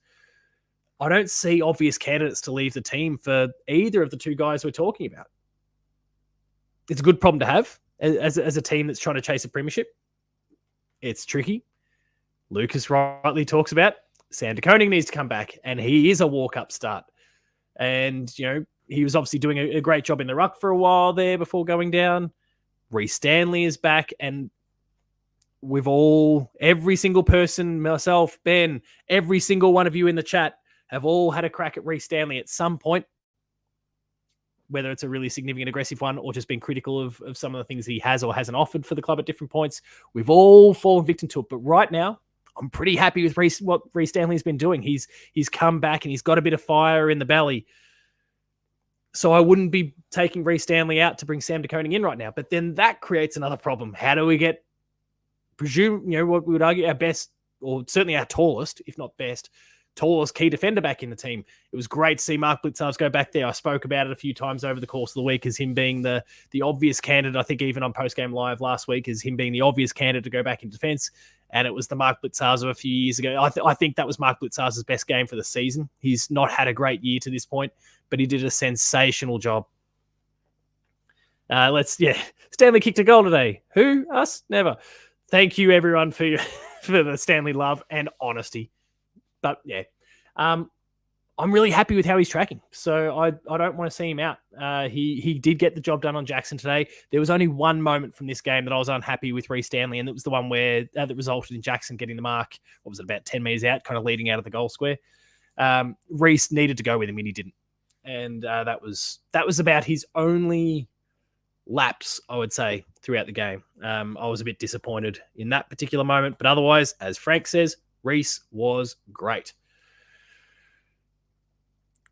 I don't know how we bring these players in. I'm glad I'm not on match committee because you've got some hearts to break. If the likes of Cam Guthrie or Tom Hawkins are to come in, someone has to come out again for Sam De Koning. Maybe that's just Oisin Mullen, which allows, and I think that's probably the more obvious one. I think in that case, Mullen out for Sam De Koning. Obviously, they're not like for like, but that Blitzarves comes then potentially back out of defence. As much as I thought he was great there today, he probably comes back out of defence and goes back to his post through the centre, and kind of roaming in ways that only Mark Blitzarves can. So I think that's the swap there. But again, then who comes out for Gary Rowan? Oh, Tanner Bruin. We've said that. But Tanner Bruin's got to come back. Oh, it's such a headache. Who would do this? Who wants to work in the AFL in these sort of capacities? It's so emotionally sapping. And they've been, as a club, they've been able to do a good job of, I guess, protecting the players, but even us as fans from this sort of way of thinking over the course of the season, because they've managed the experienced players so well. Tui comes out, Duncan comes in, and we rinse and repeat this sort of idea through some of the older players over the course of the season. Toss a couple concussions and smaller injuries in on top of it, and they've been able to kind of roll the players in and out without probably indicating to anyone that anyone is right on the fringe or right on the brink of missing out. But now it's time for rubber to hit the road, and they're going to have to make some calls pretty soon, and it's going to be tough. I'll drop the link to this call in the comments again. Would love to see someone drop in, so I'm not continuing to talk to myself for too much longer. There's that. Go and enjoy, people. I'll see you in here shortly, hopefully. I'll get rid of all those stats. Come back. What else have we got in the chat here? Any other subjects? Anything else that people want? Is there anything else that people want to discuss? Oh, hang on. Here we go. Lucas. Off topic with our fringe players. Do we trade Parfitt if a deal is there? I think Parfitt has lost some value in the last 12 months, which is a shame because he, that period, especially early in the season when he came in, I can't even remember who he came in for. But that block of games that he played before being, in my mind, unnecessarily axed. I think he was omitted for no good reason. He was in white-hot form and was doing an amazing job. Oh, it was while Danger was out. He was in white-hot form and doing a really, really great job of filling in the gaps. Even in some of our poorer games, like against the Suns, he was strong. There was some really good stuff that he was doing. But I think ultimately he's lost some value over the course of season 2024. So I don't know. I don't know what we'd get for him. I feel like it's just going to be picks of some sort. There's absolutely a club that would go for someone like Brendan Parfitt, because you've got some teams that are lacking in their midfield. You've got some teams that need experience. He's also right in the sweet spot when it comes to age. So he's great for the age profile of some clubs that are looking to replenish and stock up. He'll find a club if the time comes for him to leave.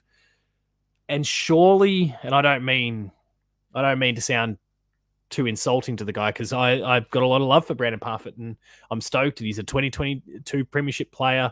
You can never take that away from him. He's offered a lot for the club through periods of development.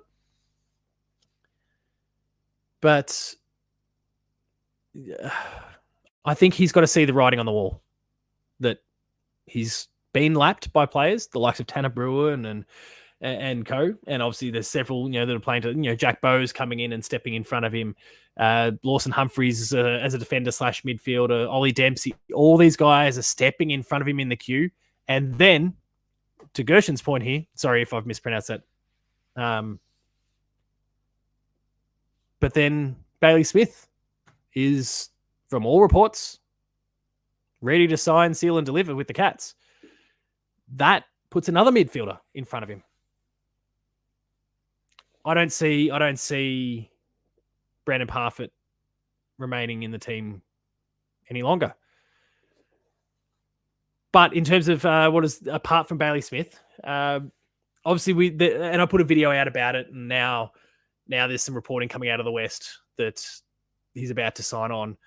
Jake Waterman was obviously a consideration for the club. They were willing to throw a fair bit of money around. I think that would have been I think that is a very wise decision. And I'm hoping that they kind of keep in his ear a little bit and maybe tempt him out the door. But of course, there's family ties, and I'm of the firm mind that he was engaging in these conversations, or his management was engaging in these conversations in order to drive up his price. Because he was earning about $450,000 a season. I say only for $450,000, but for what he was delivering in the grand scheme of what an AFL player gets paid, it's a pretty small amount. And I think he was absolutely looking to drive his price up. I think he's now succeeded in doing that, in fielding offers from the Cats and the Ds. And so I don't see that deal getting done any longer, but we can hope. So I would love to see, I guess to the question, what sort of players do we need to bring? If you just had a blank checkbook right now, please drop the comments. If you had a blank checkbook right now, you could offer anything. Who are you picking? Like, who are you going to go and get? And I know you're going to offer unrealistic ones in terms of who they are, where they're at in the contract, how much it would cost. There's a whole range of different reasons why you wouldn't, but I'd be really curious to see what sort of players people are citing in the comments, because there might be some sort of through line there when it comes to, are they tough inside balls? Are they key position forwards? Is it key defenders? Is it a ruckman? All of those sorts of things. Ben, enough of this blowing smoke stuff, mate. So let me know in the comments who you think who the sorts of players are. Cadman, there we go. So our first comment is a key forward. And also, he was an absolute jet today for the Giants. Keep those comments coming, though. I'm really curious to see what we're thinking. A ruckman, Jared Witts, we need to develop. So, of course, the Harley Reid trade. We've got to get him back home. He's a Geelong supporter. While we're at it, we'll go and toss a couple of Ashcrofts in there as well. But there we go. So now we're starting to see there's some consistencies here. A ruckman, Jared Witts, Sam Draper. Tristan Sherry gets brought up. There's the ruckman thing. Do you people not believe in Toby Conway? No, I think we all do, but obviously I think it would be. Hang on. Are you Kel Toomey? Plug and gettable like that. But again, ruckman talk. So yeah, we'll keep that. Ned McHenry and Curtis Taylor have come up. I guess their type wasn't necessarily what I'd personally have in mind. Certainly, I kind of gravitate more to the ruckman. And yeah, I don't think with the Bailey Smith deal seemingly done, again, there's another one. There's another ruckman, Lloyd Meek. they're oh my god, the Ned McHenry and Curtis Taylor roles are. I don't know if that's quite what we need right now. They're good players. Dan Houston's come up. We don't want McHenry apparently. Darren Flanagan Mark 2 off. I have a lot of belief in Toby Conway, but I also would like some insurance when it comes to the ruck. And so to be able to pull off one of those, like a trade to get one of those guys, whether it is that was nearly a bad choice of words there. But anyway, to get a deal with a Sean Darcy or a Lloyd Meek or a Tristan Sherry, a Jared Witts, Sam Draper, these sorts of, I don't want Sam Draper, he's a knob. But the insurance is something I think I'd like. Hayden Young, when he gets homesick, good one. He absolutely tore it up today. Hope they make Smith cut off the mullet or grow it to the same length, get a headband on it. He's got, if he's going to join the Geelong Football Club, he's got to do something about his hair. Dial the mullet back, get yourself a headband and fit in with Blitz and Ollie and the Zach Guthrie, who else? Tom Stewart, the queue of them that are all rocking the headbands with blonde hair. Like you're joining the right team. What else have we got here in the comments? Because the comments are there is one, Amy, with an absolute rock star comment. Mac Andrew would be amazing.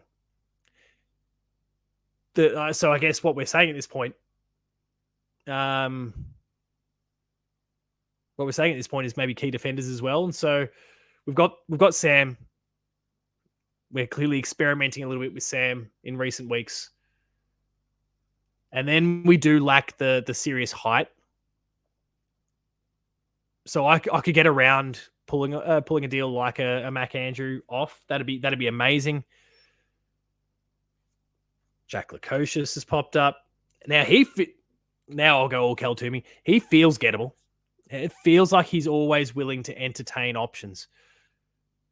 It's just the vibe I get. And you hear kind of the news pop up from time to time, and his name gets trotted around. Like, he doesn't seem to be rushing ever to sign on the dotted line. He feels like one that's gettable, but also, and I know, like, I've been banging the GWS drum for quite a few years now. I still believe in the GWS Giants. They are a very, very young team, bursting with talent, and they've got a superstar coach. If I play for the Gold Coast Suns, unless I'm getting pushed out the door, I'm not leaving right now. But I get it. I would very much like a Jack Lukosius or a Mac Andrew as well. Both of them would be both or either would be sensational. What's this one here? Do you see Geelong being interested in Clayton Oliver if he becomes available? Probably depends on his price. And the trick around this is that he signed a very lucrative and very long deal. What was it? 18 months ago now, just before all of his mess kind of went on. So we're going to inherit a big debt. And whilst I'm sure, we'd work with Melbourne to have them pay for some of it, a la a Brodie Grundy sort of deal, it's still going to be a pretty hefty cost. Crispy with my favourite comment so far. Canadian Park does have great edible grass, I believe. I don't know. I've never done it. I'm just going to start the sales pitch now. So Matt Rowley, wouldn't he be good? Wouldn't he be amazing? Funny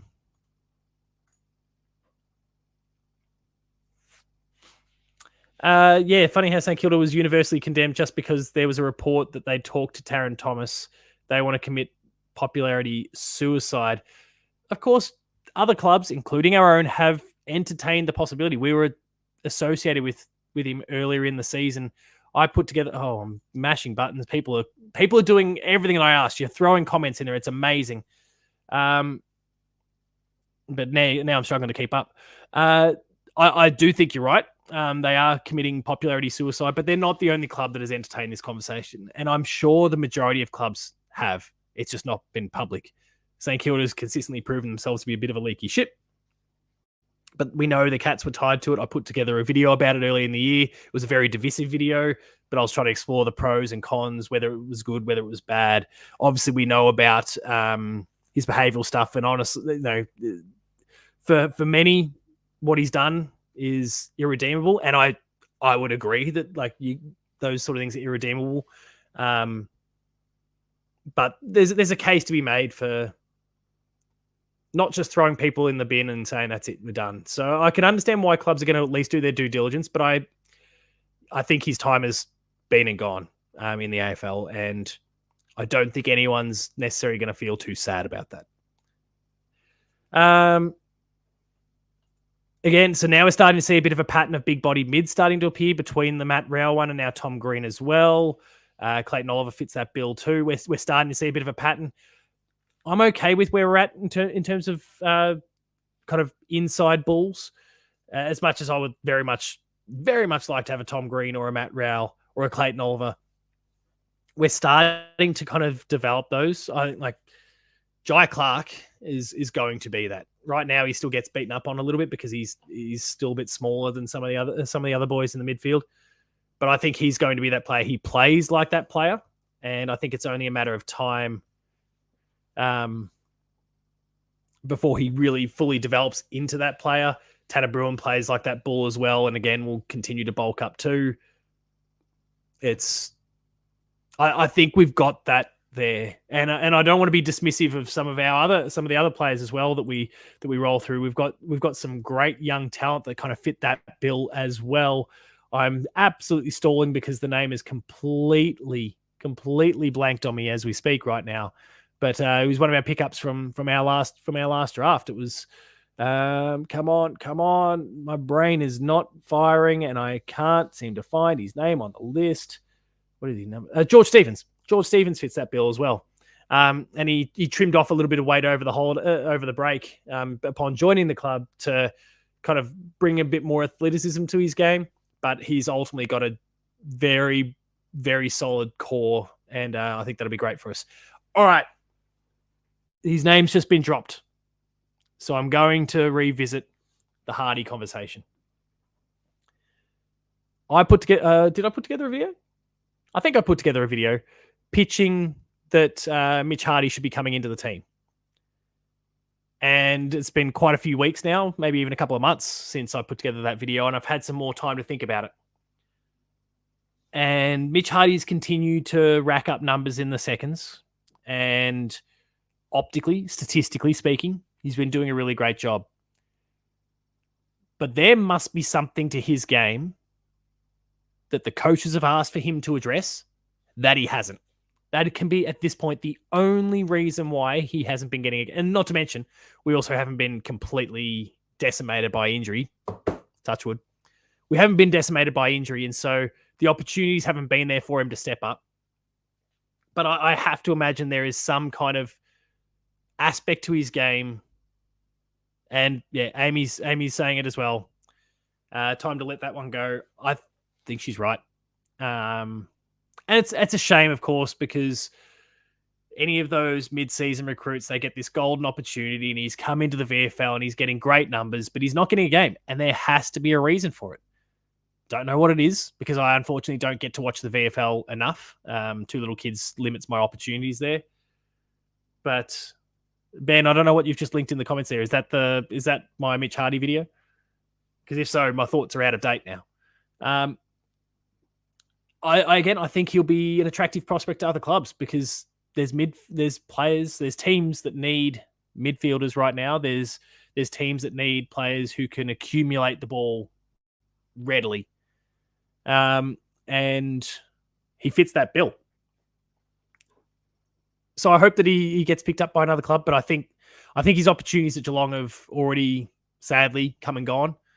I hope that something changes, because if the guy can accumulate the ball that readily and can find a way to address whatever it is in his game that the coaching staff is not happy with, then there's opportunity there. But right now it seems like he's failing to tick a box for the club. And yeah, at the moment it says that too late now, unless we're decimated with injury. What else have we got here? Look what Man has done. I do understand the sentiment, and I respect the sentiment. But we're at a point of the season now where if you're Geelong, you're not taking chances at this stage. So he's missed his chance this season, which might mean that as a result, he's missed his opportunity going into 2025 as well. Which again is sad. I don't want that to be the case. There's other players at Geelong and other clubs that will be in this same position where they're kicking the door down for opportunity, but they might be at a contending club, and the club's just not going to take a chance on them at this point. Dan Curtin from the Crows would be an awesome pick. He was the one that, if anyone remembers the draft kind of watch along video that I did during the off season, he was the one that I was really, really hoping we'd get, and I was distraught's a bit much, but I was upset that the Crows pinched ahead of us. So, he would be an awesome one to get, and it didn't seem like he was overly happy to kind of get on as late as he did last week in the game against us. So we'll see. Yeah, Will Brodie kind of fits the same sort of thing. Dominant in the waffle, but not getting the game for Freo off the back of obviously his stint at the Suns. I don't know. Let's take a moment here. I'm going to project my screen once again. Let me bring this back. Oh, wait, I still got it there. Add to stage. Let's look at our list. So, Reece Stanley. This should be a dedicated video. Ben, if you're watching this, we might need to break it out. I'll record an intro or something for it if we need to. Let's take a look at our 2024 playing list and kind of explore who might be coming, who might be going, and what, as we go, what needs need addressing. Jeez, I'm having a rough time of it tonight. First time I've gotten warmth in years, and my brain's just fallen to sludge. Reece Stanley obviously currently addresses our ruck situation, him along with Toby Conway. And look, Reece that we're seeing in the last few weeks is a Reece that I want to see remain at the Geelong Football Club in 2025. So hopefully that Reece continues. But I would still like to see some future focus thinking when it comes to the ruck. We seem to just ignore it time after time. Maybe Mitch Edwards and Toby Conway are the future, but we'll see. Zach Tui, he's being managed. I know, again, plenty of people. Oh, sorry, I'm being into. Oh no, I can't. Anyway, we'll address it shortly. Zach Tui, I think the time has come and gone potentially. Brandon Parfitt, we've discussed, probably some trade bait. Don't know if we'll get a lot for him, but trade bait. Tanner Bruin obviously is the future. Jeremy Cameron is not going anywhere. Toby Conway is not going anywhere. Shawnee Manor, well and truly settled in now as an AFL player. Jake Colajasny. I always worry about Jake when it comes to his concussions and those sort of things with the history of his brother and the fact that he's had a few as well. I didn't have a lot of love for what he was offering to the club going into this season, but what he's compiled in season 2024 has been great. I'd say he's dropped a little bit as the season's worn on, but I am overall very, very happy with his season 2024. Let's get a bit more visible here. Max Holmes, obviously. Mitch Nevitt, I'm the number one in his cheer squad. Get him in next season. Too late now. Mitch Edwards, again, could be part of. We love our ruckman here. Could be along with Toby Conway, the future here in the ruck. Jack Bowes, again, cheer squad member. Jai Clark, I've just discussed him and what I think he'll offer. He will be that bull. He will be that Matty Rao, that Tom Green style. Does he have the same level of class? I don't think he's necessarily shown that yet, but I think it's there. He's still, I think the one thing he struggled with is finding the speed of the game at this point, but it's developing. It's really developing, and it's a shame he got injured. Connor O'Sullivan, again, future in that defensive sort of post. George Stevens we just spoke about, and I saw someone mention George Stevens before when I brought him up. Don't know where it was. Let me see if I can find it in the chat. Where is that comment about George Stevens? Either moment, George Stevens is one to watch. There we go. Sam DeConing, of course. Lawson Humphreys is the best player at Geelong already. Tyson Stengel is going to be around for a long time. Phoenix Foster addresses a need when it comes to forwards. We love Phoenix Foster over here. As Ben touched on during his tenure on the show, kick 3. That was awesome to see. Bruce Willis, offers tons of potential. Ollie Wiltshire is still quite new to the club. Well, this is his first season. It's going to take some time. Mitch Duncan is in the last 12 to 24 months. Gary Rowan still has his speed, but ultimately, if that leaves him, similar sort of story. Jed Buse has been in and out. Obviously, some injury talk again off the back of this week, which has its a bearing on things. Tom Hawkins, we obviously know the story there, but we love you, Tom. Come and kick 8 in one of these next couple of weeks to assert yourself and demand that spot come finals time. Ollie Dempsey's the rising star winner this year. Cam Guthrie, probably 12 to 24 months. Tom Atkins is still contributing strongly. Oscar Murdoch is a name that doesn't come up very often. I wonder if he's a bit vulnerable in terms of list management going forward. There's more comments here. They like Edwards' upside. Houston is to replace Tui would be great. Same players attacking off halfback flank as penetration in his kicking game. Absolutely fits the bill. I'll deal with comments around Grind shortly because we're about to get to the man Grind himself. Shadu here with a comment saying, honestly, worry that Grind is having lesser impact these days. He's been thoroughly worked out. I'm going to make it clear right now for my votes for this particular week. And I know as a Hoops crew, we've decided to kind of vault our votes this week. I'm going to tell you that Brian Myers got votes for me this week. I think he was, well, Danger I've already said was BOG, but Brian features. I was, and yeah, look, it helps that he kicked, maybe goal of the year tonight, but he was sensational. I do think I don't think he's been worked out, but I do think clubs are putting more time into him. And so his fluctuations in match to match, game to game form have been a bit more apparent, but he's still contributing strongly. I'm happy with what Grind's doing at the moment. Shannon Neal, seemingly the future when it comes to the ruck at the moment, and we'll just double down on we love you, Grind. Oshing Mullen will be there for quite some time. Paddy Dangerfield obviously doesn't necessarily have a long time left, but games like today, you're not pushing Danger out the door anytime soon. Ollie Henry's the future. Joe Furphy as a ruck option. Apparently has been, and I haven't seen any footage yet. I haven't been able to go and watch the VFL games since he's come into the team, but is apparently doing a pretty damn good job. Maybe a bit inspired by what his brother's done being drafted into the NBA. Jack Henry will be around for a while. Zach Guthrie, Baby Guthrie, Hulk Guthrie is going to be doing well. Ted Closey is just this close to cracking the team. I think the opportunities are getting very close. We've just discussed Mitch Hardy in depth. Mark O'Connor was one that I saw mentioned in the comments. Look, Jackie, I really like Furphy's name, if nothing else. Makes me thirsty. Mark O'Connor's name came up before, and whether he's been passed now. And yeah, I think he has. But he's not the sort like, say, a Brandon Parfitt to be on the trade table yet. Unless some club comes to him and offers a really juicy deal, I don't see Mark O'Connor leaving the Geelong Football Club any soon. He's a great depth player and still has a lot of potential and could grow much further. But he is in a tricky spot, I think. Emerson Jeka as a key defender, obviously we picked him up from the Hawks, so he's got a bit of a stink about him. But seems to be tracking pretty well for the most part, though we will note that, I haven't seen the numbers today. I don't know. Maybe he didn't play this week.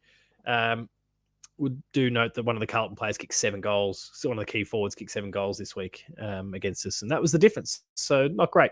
Tom Stewart, obviously, GOAT. Brad Close and Mark Blitzarves. Look, Mark Blitzarves is getting closer to the end. He's certainly close to the end than the start now. He's had a quiet season this year, but I'm not at all concerned about him at the moment. Brad Close is going to be a feature for quite some time. That's an interesting thing. You make the comment, and it does scratch something in my mind. I don't recall. Someone hopefully can confirm that in the comments. But yeah, I guess that's a variable in the mix. But it means that it's harder for him to leave. I don't see him leaving anyway. Again, I think he's going to be a depth option for us, but I just don't see him playing in the 23 for a while unless injuries get in the way. But there's players there. I mean, firstly, you've got to offload a certain number of players every season. Hawkins makes up one of them, but there's others that will need to ultimately leave the Geelong Football Club, and we'll see what happens with our playing list in the next few months. But we've got to get Bailey Smith in. I do agree that there's some other, based on all the comments, whether it's Ruckman or some other key position players, specifically in the defensive end. I think there's possibilities there. There's some options that we need to explore a bit. But how we get it done is completely beyond me. But the Cats are good at this thing, so I'll just leave it to Mac, Wellesley, and Co. and trust that they've got this in hand. Besides, we'll go and do another Lawson Humphreys and pick someone up with pick 95 that's going to be a Rising Star winner, and everyone will go, how do they do it? All right. Get rid of that again. Oh, at the moment, sticking up for O'Connor. He has a lot of utility. He can offer the coach a lot of options for matchups without needing a lot of possessions. He's a keeper for mine. I agree. I just think that, I guess, based on the needs of the team currently, he's on the outs. He's not someone that's going to leave this season, but he might be the one that, in 2026, for example, when that contract is up, and if he's still in the same sort of position where he's kind of in and out, mostly on the out, I could see him exploring his options. Will Smith. Will Smith? Oh, that's going to be Bailey Smith. But Will Smith, he'll slap you around a bit. What will Bailey Smith cost? Look, a bit like linking back to the Parfitt thing.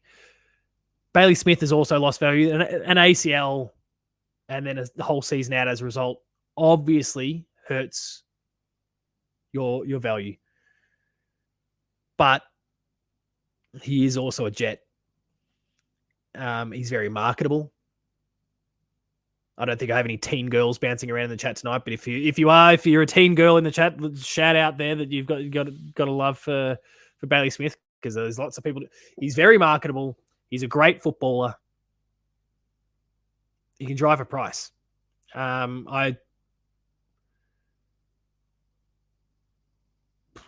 one first and maybe something later. Maybe it might be like a first and a second. Potentially gets the job done. All right, people. People are providing little comments about the football, about some of the other matches. Can someone tell me what the scores actually are at the moment? Like Cozzy, his name has come up a few times. I've seen comments about not my cup of tea. I'm not saying he's everyone's cup of tea, but there is a certain age profile, certain portion of the community who loves what Bailey Smith brings aesthetically, but as a footballer, I can't argue he's a great footballer. So D's by 3. Come on. What stage of the game is this, Lucas? Jackie, what stage of the game is this?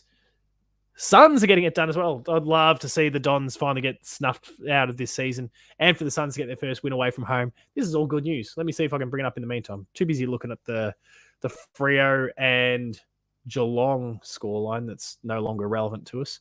What's going on here?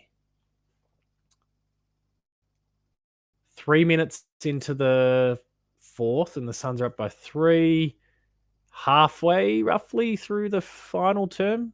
And the D's by 3 and a stinking low score. This is the only way that Melbourne was going to win this game, is to play. And I assume, can someone confirm? Obviously, Cozzy's been doing some brilliant things, but based on the scoreline, it kind of, I guess, links to what my feelings were going to this game. The only way that D's had a chance is if they forced into a really slow defensive grind. Is that the sort of game that we're seeing? Oh, the Bombers kicked a goal. All right. Well, let's keep in mind, I guess, to Amy's point, Dimmer Hardwick does not like playing at Marvel as a Richmond coach or a Gold Coast coach. geez, I feel like I want to ride the bumps with everyone till the end of this match. But I don't know if I can at this point. Any other Geelong related thoughts before? Because the numbers have dipped. The moment I start engaging more in other matches of football that aren't Geelong related, I'm seeing the viewer count drop. So let's get that back up and let's talk about some more Geelong related things. Invoke the spirit of Clint Bizzle. There's a name that Cats fans haven't thought of in a while.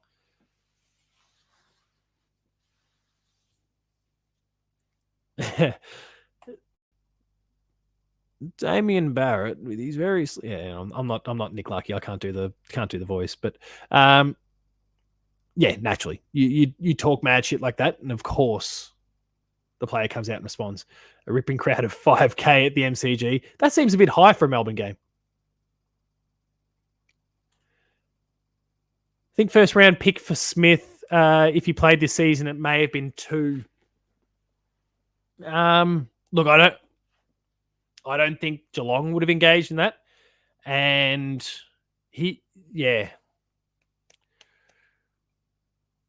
at the same time, I could see it. Do the Dogs have any father sons that they're making plays for at the moment? Because that might play a factor, obviously, or academy players, I should say as well. Because if there's particular players that are coming through, especially if they're kind of guns, that might play a factor in what they want for Bailey Smith. Speaking of hot buzz, Wiley Buzzer. There's a player. No. Don't correct it, Jackie, with Biz. No, Buzz has just kind of prompted me to start thinking about Wiley Buzzer and the potential that guy had that he just never quite channeled.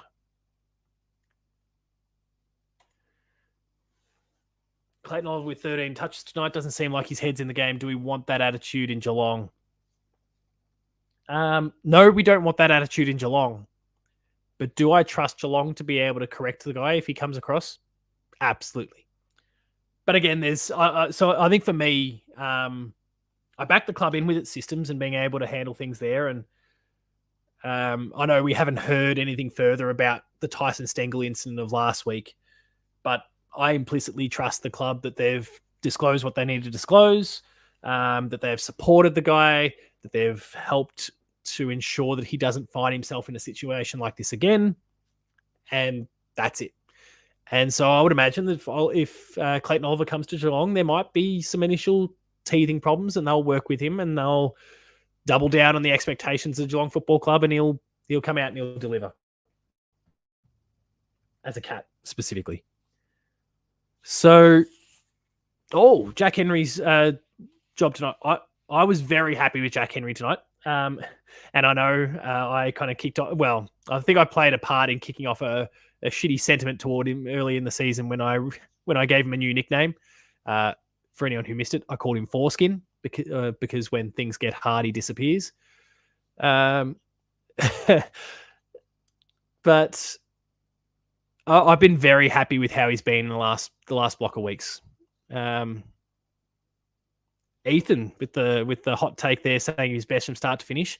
I wouldn't say he was the best, but he was consistent throughout, and that's the start to finish component. He was consistent, solid without. You knew what you were going to get when the ball went up that end of the ground. He was very strong in the contest. He positioned himself very well. He was well supported too. But I was harsh, Jackie, but he did deserve the clip at the time. I think it was off the back of one specific match, to be fair. And I had the moment of inspiration to come up with what is a very crass joke. But yeah, that's not the Jack Henry we're seeing now. The Jack Henry we're seeing now is more in line with what we've been used to. And I'm very happy about that. Question for Paul or Ethan in the chat. Who is/are our barometers for final success? Any one or two players stand out for you, or just overall team chemistry? Of course, ultimately team chemistry is what gets the job done. 100%. Like, you've got to have that team chemistry, but at the same time, barometers exist. When players are up and about, the whole team lifts. Jeremy Cameron is, of course, one of them. I think he's clearly the number one. When he's up and about, it feels like we're riding on a cloud. As for the other,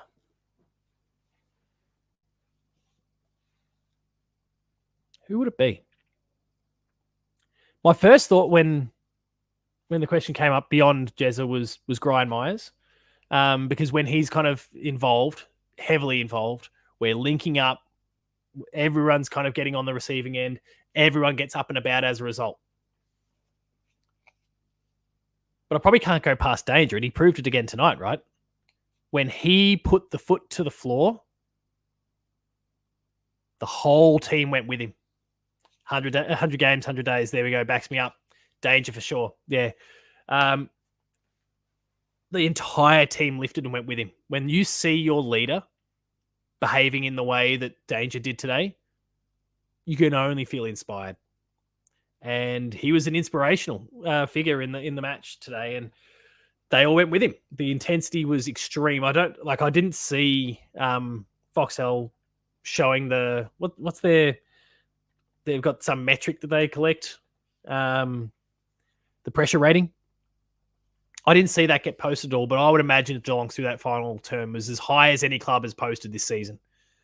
And Danger in that interview seemed like he was about to keel over. Brad Close was a bit the same too. They threw the kitchen sink at it, but that's the thing. Like Danger led that, and then Brad Close was knackered, and the others, if you got a chance, like they were all feeling it the same way. They all went with him. What are we seeing? D's by 6. I might need to, and I can't project this because I'll get our video shut down immediately. I also think that they've got some mechanisms in place to prevent. Yeah, it's blacked out my screen. I need to remove from the back end here. I'm also having some internet problems specifically in this room, so I'm having to hotspot, which might. No, I won't take the risk. I'm going to have to rely on people to keep me across the scores here because I'll probably ruin the stream if I try to engage with KO right now. Don't know what's going on with my internet here. We had a power outage the other day and things have gone a bit funny since. Kind of weird to say, but Dempsey feels like a barometer a little bit. I mean, some of these miraculous goals too as he kicks, the players are buzzing when he does that.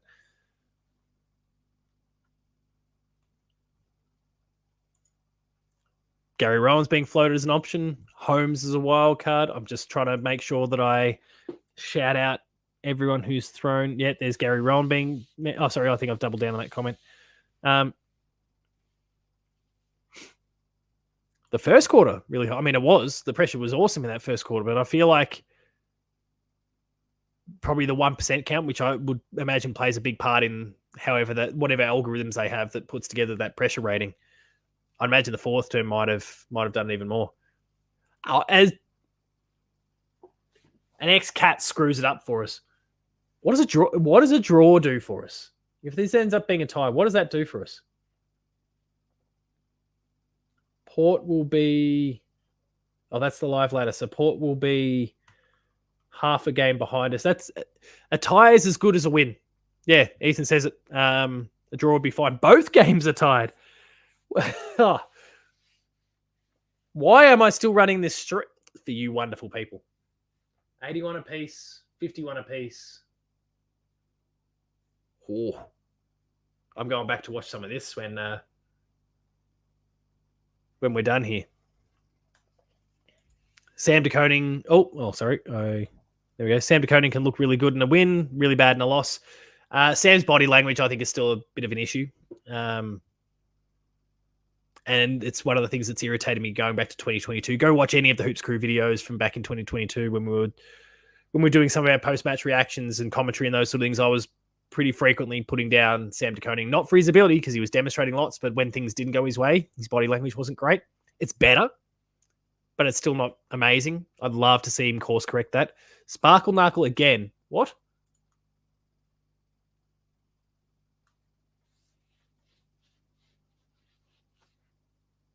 Is he bobbed up with 2?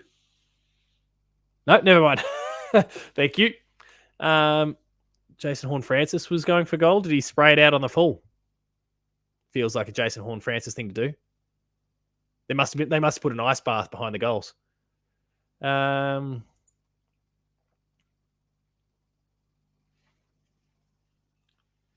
behind has been scored.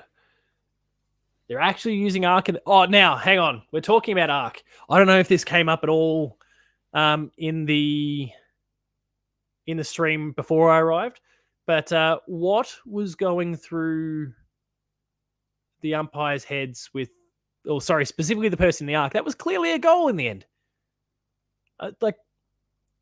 You could see the shadow, the frame that I think they've clearly based it on. You can see the shadows on the ball. That means his hand's not on it. I was shocked that Myers was robbed in that particular moment. Now I think things get squared up a little bit. So to, I don't know, any Freo supporter who's tuned in, 2 hours and 25 minutes into the stream, and you're looking for some sympathy, you're looking for some thoughts from Cats fans, and you're stuck around to this point. That was squared up with the Shannon Neal thing. So you got lucky with the Grime Myers one. The Shannon Neal mark that absolutely wasn't. Squares the ledger on that. So sucked in. 51-52. This is... Do we have So we've got the scores. Can someone give me a timer? How long do we have left? Because I'm seeing 25:54 on my clock, but it's not counting down, so I feel like I'm flying blind a bit here. Well, that's fine. What about the other game? What are we looking at here? The Dons have poked their nose in front. 4:57 to go. Oh, it's plenty of time then. Goal a minute for both teams, and we could have the lead change. we could have the lead change quite a bit. 10 minutes to go, basically, in the Dons Suns match. Great, thank you, everyone. I will stick it out until we get a result for both of these games, and that's where we'll end the stream. So while we're continuing to bounce ideas back and forth about the current live matches, is there anything else Geelong related that people want to talk about? Because I am good for it. I am here. I wasn't expecting to kick on quite like we have, but this has been a good time. I've somehow managed to talk to myself for the entirety of this thing. So please, if anyone wants to jump in, especially if you've not done it before, if you've not jumped into the StreamYard link and joined us in one of the calls before, please make sure to do so. It'd be great to get to chat to some new names, new faces. Lots of you in the comments here. I'd love to meet some of you. It'd be really, really good to chat. If you want to keep your camera off, more than happy to do that. If you want to be voice only, that's totally all right as well. But it'd be awesome to get to chat to some other people, and we can kind of wax thoughts about the Geelong game, about Geelong season going forward, the current live matches, whatever it is you want to talk about. Click that link and jump in.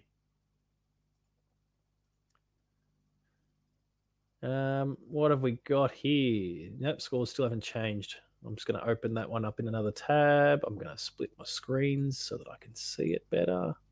There we go. Now I've got them both side by side. 4 minutes to play, says I at the moment. Live ladder is not as great for us. I don't think it's going to be a factor for us in the end anyway. But it would be nice for some peace of mind, I guess, to see Port lose this one.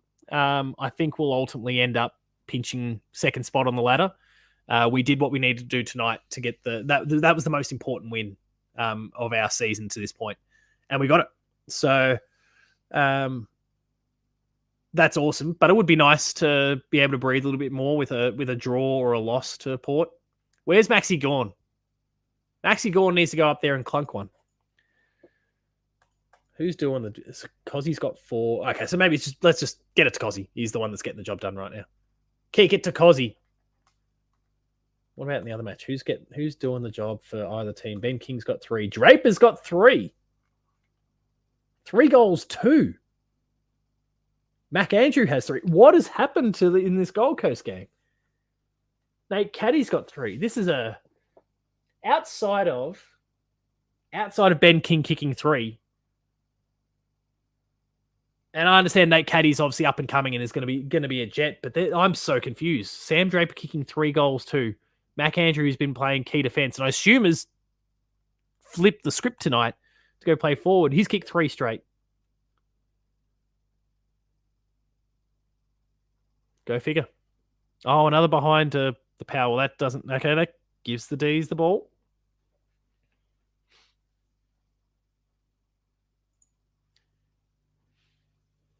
Oh, I like that little bit of context. Mac Andrews a forward now, and it's awesome. Also, he was in a big fight at halftime, so he's getting booed a ton. Look, Mac Andrews is an absolute jet. I can't speak highly enough of him, and get him in the blue and white hoops, as was mentioned by someone earlier on.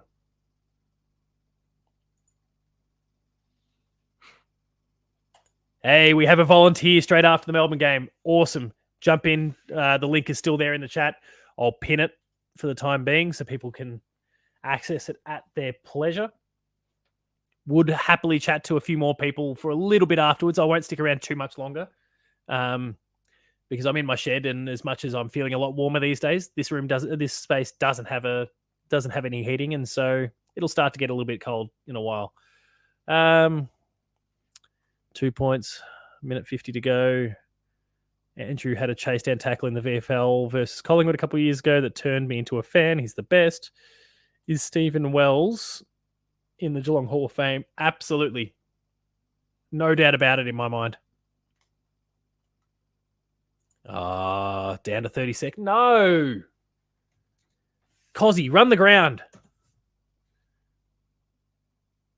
Run the ground, Cozzy. Port win. Don't love that.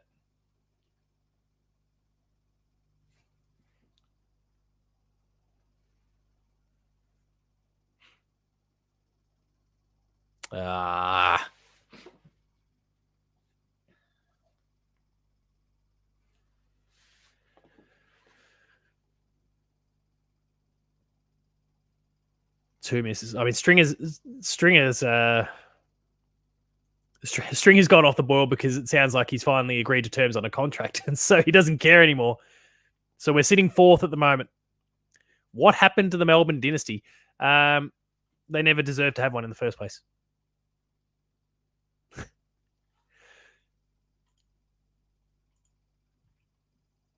I will try to keep my eyes out for anyone wanting to jump in. Who was it that said they were going to jump in after the stream?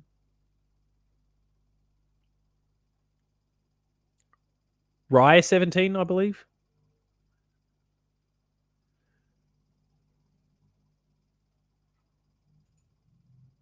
But I'm sure you'll clarify.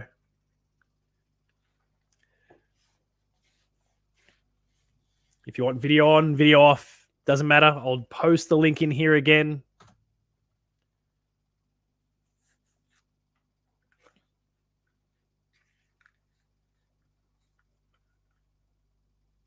It's a good point. No matter how good Port are going, the Crows always seem to have their number in the showdowns. That would be great news for us. And the Crows are much better than their ladder position. Please, people, do not lose. And I'm saying this to just everyone, just throwing it out in the ether. Please, people, don't lose sight of that. The Crows are a much better football team, and they showed that against us last week. They're a much better team than their ladder position would suggest. So, the ladder. The live ladder. Port sits above us. The Giants. And no one else can get ahead of us now this round. Good news. That's good news. And the live ladder sees the Bombers sitting in the 8 with a percentage of 96.3. Come on, Gold Coast. What's our time check for the Gold Coast game?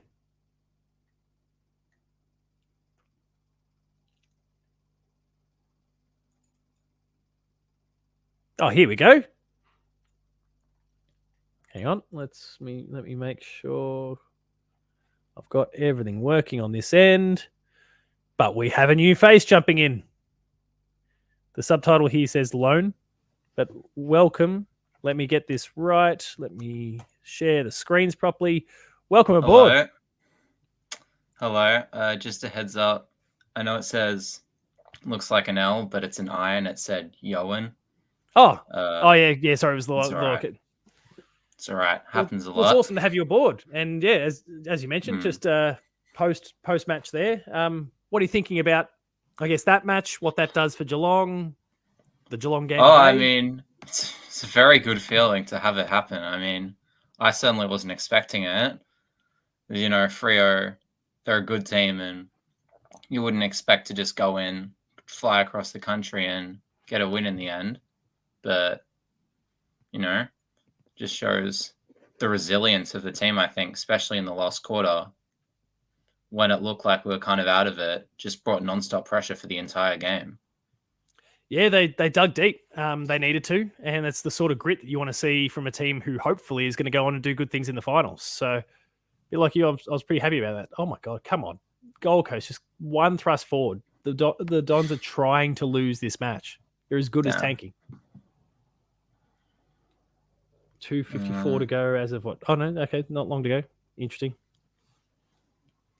So I don't know, unless I've just missed it with past streams and Ben's chatted. Have you popped into any of them in the past? No, I haven't actually. Well, it's awesome to have you on board. Tell everyone a little bit about yourself then. So yeah, as I said, I'm Yoan, 17. Been supporting Geelong ever since 2011 grand final, actually. A good time to climb on board. My dad was a Collingwood supporter, so he wasn't too happy about that. Oh. But it's a bit of a... And you stuck to your guns, which is even more impressive. Family. Good job. Yeah, I mean, I was 4, like, I wasn't too much of a traitor. That's fair. Well, you've been able to see, I guess it brings a different perspective to the whole thing with, obviously jumping aboard at 2011, but then so many kind of scenarios of close but no cigar over the years in the middle before 2022. I mean, you questioned it at all at any point, especially with the Collingwood influence in the household? Oh, or well, I mean, they didn't win any premierships in the meantime either, so it was like heartbreak or heartbreak.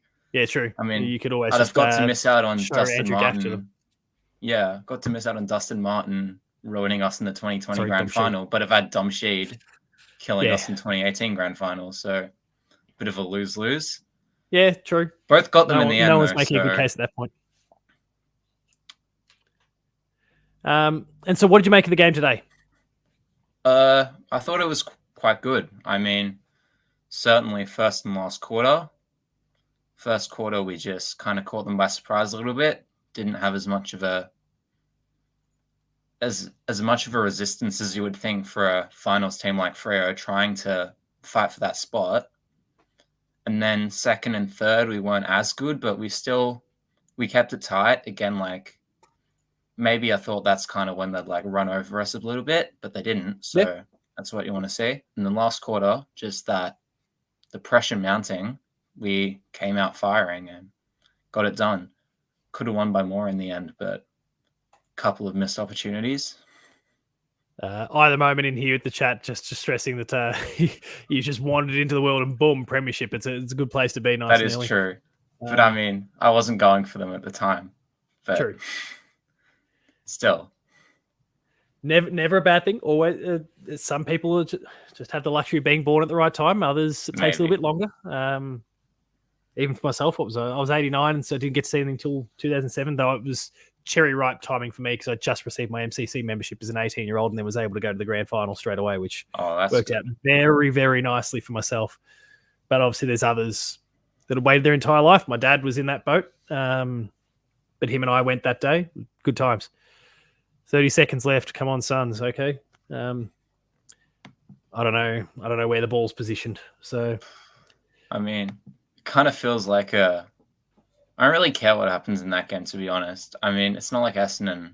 Even if they make finals, they're just going to lose by 10 goals to whoever they play anyway. Oh, hang on. Big Mac after the siren. Oh, no way. No.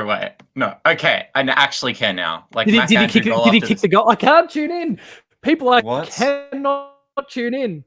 I might kill the stream in doing so because I'm having to use a hotspot. Oh my God. Talk me. Do you have the ability to watch this? I can't log into the stream. I'm not watching it live. No, I don't have the computer access. Because I have so many Essence supporters that I want to rip strips off. Come on. I'm just like watching. I've just got the AFL scoreboard. That's all I can do on the AFL website. I might. No, I was gonna put it like trying to get a live radio on my phone, but that'd disrupt the stream, so I won't do that. About to kick. He hasn't kicked.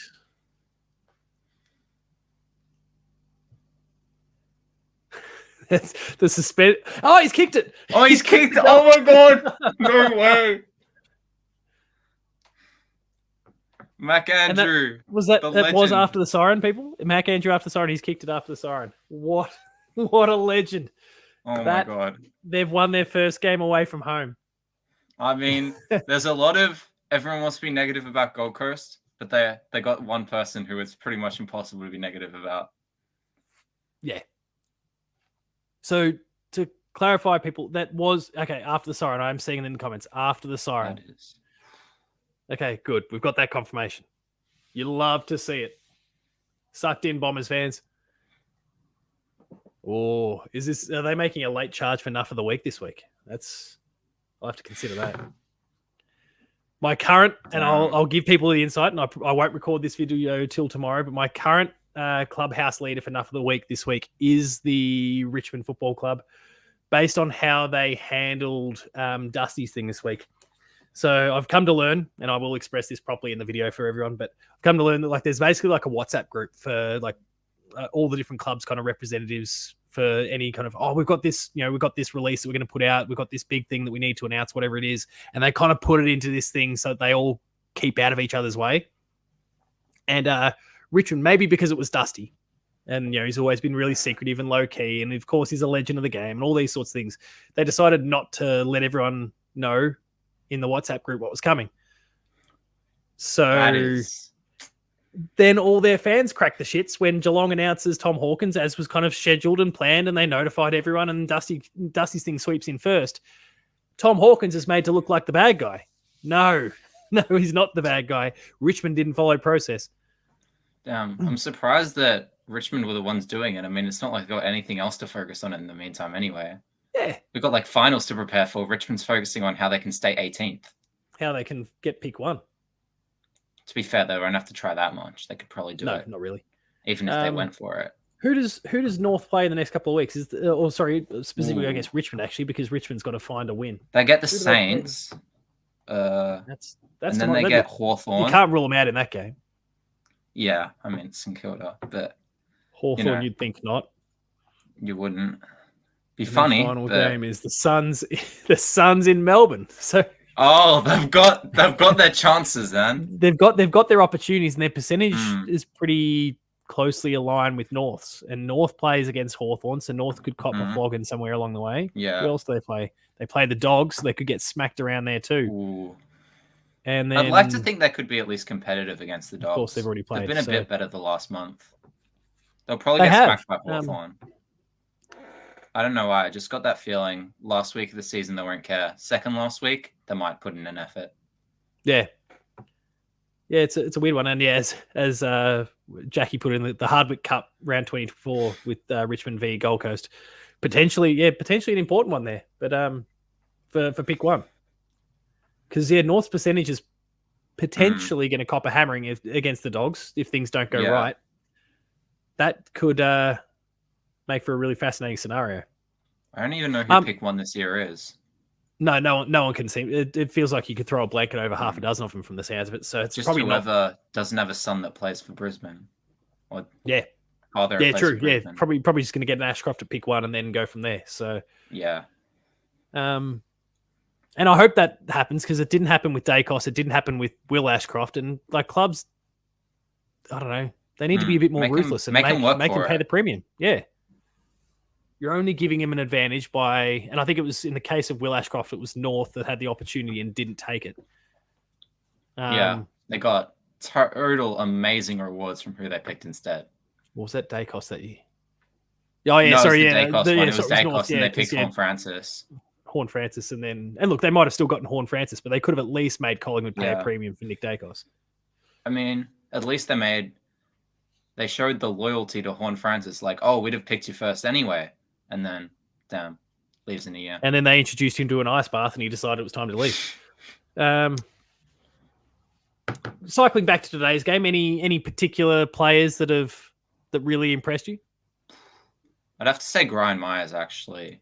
I mean, obviously, good. kicked probably the best goal of his career, at least the one I can think of. So and far. Probably deserved a second. And like just his ability to move the ball forward and just be direct. It's something that, such a valuable skill, and He's he so always hard to brings stop. it. Yeah. Feels like that was a decent bit of the time, especially in the third quarter, where we're like a bit willing to chip it around the back. And Brian Myers, he puts it in the dangerous areas. Yeah. It's what any often we tend to think of this as a midfielder, right? But like any good midfielder has traditionally done, they've forced the players to come to where they want. They force them into a particular position. Sorry, I'm having a bad time tonight. But he does that as a half forward. He puts the ball where he wants it and forces the forwards to go there. 99% of the time, it seems to work out really well. Like the connection is just well and truly established, and he delivers it on the spot. It's brilliant what he's doing, and put in a great game today. Who else? You mentioned Henry. You mentioned Dangerfield. Zach Guthrie actually had a good game. Maybe he wasn't like flashy, but like other than the time he kind of got a bit rinsed by who was that? Voss. Voss. Yeah, Other than that, he didn't really put a foot wrong. Just cleaning up the play. Probably for his sake, when he comes back to the club afterwards, it's a good thing that the commentary team are all saying, "Oh, Voss is the strongest guy on the list," and all that sort of thing. Yeah, that is true. Actually, that is true. It's just the strongest guy on the list. No big deal. Yeah, they've done him a massive favor with that one optically, and maybe for. Imagine if it was like Jaden Stevenson fending him off. Would looked a bit rough. Oof. Yeah, some little twig. Mm. Thanks for jumping in, Frank. Support's always awesome. I'm just thinking, like, with how like exciting round 21 was, and then it's been basically the same again. When was the last time we've seen 2 rounds in a row like this exciting, especially close to finals? Yeah, it was like round 21. You had Gold Coast choking to West Coast. You had us getting that win against Adelaide. Port Adelaide ruining Sydney. The Collingwood Carlton 400. Tight. Yeah, the Collingwood Carlton 400. GWS's crazy comeback against Hawthorn. And then Essendon's comeback against Port or Freo. Then this week you've had Sydney just managing to get the win against Collingwood. Eagles somehow managing to sneak that victory against North. GWS, it was 18 points, but that was still in the balance late, and the comeback. Our game also 11 points, but that was still in the balance until basically a minute to go. 2 games that have gone under a goal. Like, yeah, you're right. We haven't had blocks of games like this in quite some time. I guess. Yeah, I guess it's what the AFL's always wanted, right?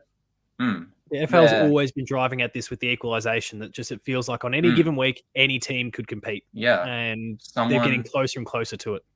Every game matters, and every game is worth watching to the end. Tips is nightmare. Everyone suffers, so we all prove that we know nothing about what we're talking about equally. Look, tomorrow, and casting an eye forward to tomorrow, you've got obviously Carlton and Hawthorn, and Carlton they're in a bad place. I will not overshare because I know more than what is publicly available there. But Richmond and St Kilda. Look, you wouldn't think the Richmond have a chance, but like they could make a contest out of it. St Kilda were pretty rough last week. Yeah. So, if Richmond brings a bit of heat and St Kilda delivers anything kind of remotely close to last week, there's a chance that it's another tight one or an upset even. And I've said it a few times. I said it last week and I said it earlier in the stream. The Crows are better than their 15th position on the ladder. They're much better than that. The majority of their games against top teams, they've lost by like a goal. The exception was that hiding they got a couple of weeks back against Hawthorn. They're always better when they've got nothing to play for as well. I feel like now they've got no expectations. They're going to play like they were meant to for the entire season. Absolutely. And I think they got Rankin back as well. Yeah, he would be back. That's a big player. I'll double check that, but I'm pretty sure you're right. Glad he didn't play against us. That was probably a 6-point difference in the game. Might have been the difference in the end. Yeah. Ins and outs. Ins Isaac Rankin. Yeah. It's a good in. It is. But the Dogs have been very good the last month. Yeah. Oh, the Dogs have. Yeah, you would think the Dogs win a comfortably, but at the same time, Yeah. who knows? I don't know. It's just I feel like so hard to know. I don't know about comfortably, but maybe they do win comfortably. I've tipped them though. Yeah, so far. Yeah. Who do you think's so, winning the premiership this year? Oh, there you go. So you went down the same Sorry, path I was you going. can- No, I was going to ask you because I think it's a question that's basically been brought up to almost everyone who's come on the show so far tonight. I mean, I'm fence sitting. I genuinely don't know because there's, again, you could just throw a blanket over all these teams and they've all got their pros, they've all got their cons, they've all had hot streaks, they've also all had some letdown periods or disappointing losses that shouldn't have happened. So it's ultimately going to be about who peaks at the right time, as actually Chris Scott was saying in his press conference tonight. I do believe the Cats, just having been and done it over the years and kind of because of the age profile of the list, have had to manage their players and get them into a good spot for a finals tilt. I think they're better positioned than most clubs because they know how to do that, and that gives them a chance. And I think, going back to the conversation before, that's where a conversation about a Tom Hawkins or a Cam Guthrie and those sort of things start to, understandably pop up because the club knows how to manage these players and manage them into good positions and a return at the right times and all those sort of things. It means you can't rule them out at the moment in that regard. But I mean, for me, it feels like at the moment, despite the fact that they lost today, it feels like a Brisbane grand final probably against the Dogs. But I don't know. I mean, I think a lot of it comes down confidence. I think a lot of it's going to come down to matchups in the finals. Because you've got so many teams so close together, I think we'll see like who gets home ground advantage is going to matter a lot. Because like Absolutely. I'd have told you last week, I'd have said, it'll probably be Brisbane in the grand final. If the Dogs make top four, I'd have said they might beat Sydney and then get a home prelim, they'll make it too.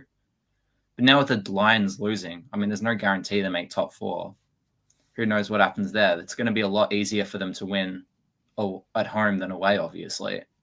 And then that makes it a lot harder for them. Like a team like the Giants, who, when I did my ladder predictor last week, I didn't even have them making the finals.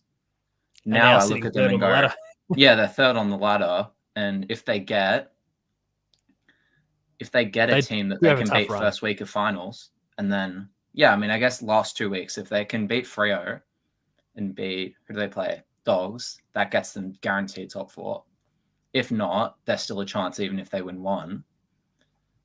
If they make top four, I think that'd be up there. But I just feel like whatever of the teams that makes top four is going to have a massive advantage this year because there's not going to be that team that's going to be, unless it's the Lions, I'd say. They might be the only one that's like way better than everyone else but misses top four. I think the Lions and the Dogs could potentially fit in that boat. I mean, the Dogs, even right now, they're 2 games behind us. Now, of course, they've got a game in hand right now, but they're 2 games behind us in fourth.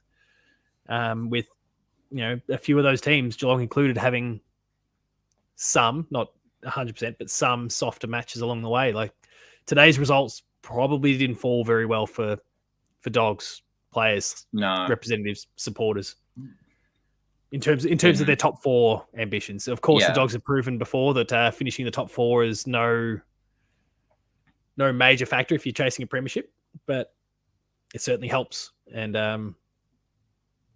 they just need to go on and win everything. They need to beat the Crows. They need to go and bash up on the Roos and whoever else they have along the way. Give themselves every opportunity and just see if season 2024 continues to deliver in the same ways that it has every week up until now, with upset losses here, there, and everywhere.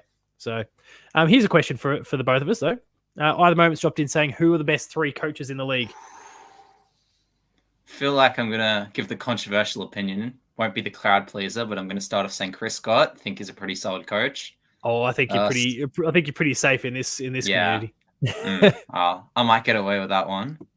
Just going to look through the rest of the teams, just see if I'm forgetting anyone. I know they've had a down season, but I think Craig McRae, still has to be up there. Like, you look at the list that Collingwood had last year, it doesn't look like a team that's like best team in the AFL, yet they still managed to get there.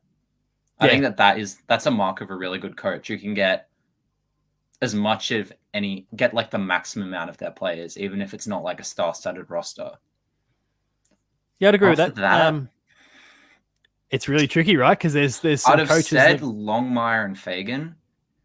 I'd have put Yeah. up there. Longmire maybe not the best like last 6 weeks, but he's another one.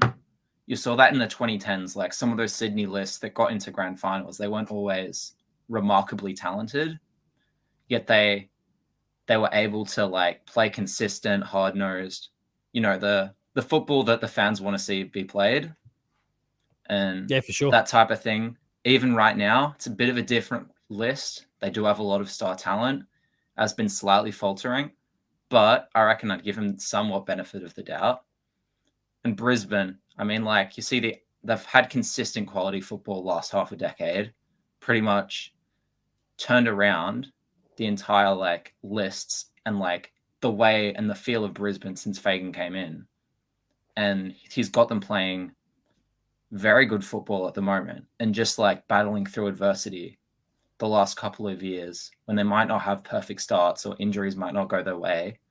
They're still able to turn it around and get consistent football before finals. Yeah, that checks out. And then we say all of that, and I guess I haven't popped my 3, and I'll share my 3 in a sec. But then I scroll down to that bottom half of the ladder, and of course you've mentioned Craig McRae already. But what Sam Mitchell has been doing with the Hawks has been pretty phenomenal so far. You've got some proven legends in the coaching box when it comes to Dimmer at Gold Coast currently, and Alistair Clarkson at North Melbourne at the moment. Like they've got the runs on the board too. Now, of course, they've inherited clubs at different positions and they've got to rebuild them. But the argument can be made if they, if Gold Coast continue on their trajectory, if North actually get themselves out of the bottom rungs of the ladder and somewhere near a premiership and even steal one, there's strong arguments to be made about the both of those. I think they just need to kind of prove themselves again in this case because of where they've positioned themselves. Not many coaches have had the luxury that Chris Scott had, where he obviously came in at a wonderful time, was able to deliver a premiership in year one. But he helped to work on a culture that was already outstanding at the Cats and continue going. Like I don't think anyone can question his coaching ability, but he also got a pretty good head start, I suppose. I mean, it's not I don't necessarily like he did very well to win the premiership in 2011. Like can't see many teams that lose their best player, get a new coach in, and then win 19 games in the premiership. Yeah, but agreed. I think like you look through the teams that you had in like the mid 2010s, like pretty much before Patrick Dangerfield came in, and like those aren't teams you see as like remarkably talented. They've got lots of great names, but they're more like slightly older guys, Yeah, like the Steve Johnsons, the Andrew Mackeys, Josh Hunt's still around, Joel Corey, like those guys kind of fading out into a new like era with Joel Selwood, Tom Hawkins, Harry Taylor still in his prime. Yeah. Like they didn't look like incredible sides, but we're still getting top 4 finishes out of them. And even like late 2010s with Patrick Dangerfield, with Joel Selwood, with Tom Hawkins still, like I think it's kind of a testament. The best thing is like they've never dropped off, and we've never dropped off. Even now, like you could look. We're in this final series up our eyeballs. Like there's like midfield star power all around us.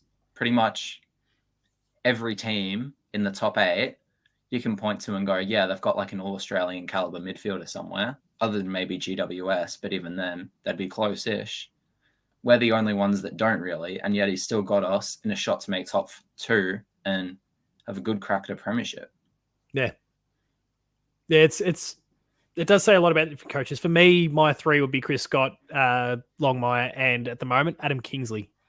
With what he's just kind of done with the Giants since he arrived there. He kind of upended a few things. Most people expected him to really start to bottom out. He proved everyone wrong very, very quickly. That is a fair point. That links to a question here from Either Moment as well. Yeah, he's right up there. Question from Either Moment, which is, so do you need a top 3 coach to win the league, win the grand final? And I think what we're kind of hitting on here with the range of different names we've offered, some at the top and some near the bottom of the ladder, is the answers, I think, clearly no. It helps. It definitely helps. Simon Goodwin wasn't a top 3 coach in the league when he won the premiership. That's the first name that comes to mind. There's a brilliant example. Damn. does feel like that's one of the only examples. Bevo though. probably Whether fits you that go boat. back, yeah, he did do a really good job getting the most out of the team for that time. Again, like it's not been as great pretty much up to like the last couple of months. He's had his off moments, but he got a lot out of that team, certainly for the time. I always was of Then the you go belief that it was Alistair Bob Murphy that Clarkson. did that. Fair enough. That is a reason. That was kind of my thing. I think it was more player driven than coach, but you still need a good leader, right? Yeah. I mean, then you go through Alistair Clarkson, John Longmire, Chris Scott, Mick Malthouse. I mean, maybe I still feel like Mark Thompson was a very good coach. Oh, absolutely. Like certainly for like his game plan, trying to get something out of the team that no other coach would have been bold enough to try. It wasn't like he was the I was a bit young for this, so I'm not necessarily sure. Doesn't seem like he was, from my understanding, the like inspirational leader of the team, like the heart and soul of the club. But I think he empowered the players to become that, and that's where you've got. And you think about some of the coaches that we've mentioned here; they're all very different. You've got master strategists. You've got Fagan, who's very much a teacher. Well, he is a teacher, but then has brought that craft to the coaching ranks as well. It takes a lot of different, unique skill sets, and then you just got to sometimes have the right coach with the right skill set for the right playing group. Yeah, and you got to be malleable too. If you're not willing to kind of bend and flex and kind of change some of your ideas and work with the list, and then you're probably not going to be that successful anyway. So maybe they're all brilliant in their own ways. It's just hard. Yeah, I mean, it's probably not a need, but looking back on it, you're getting.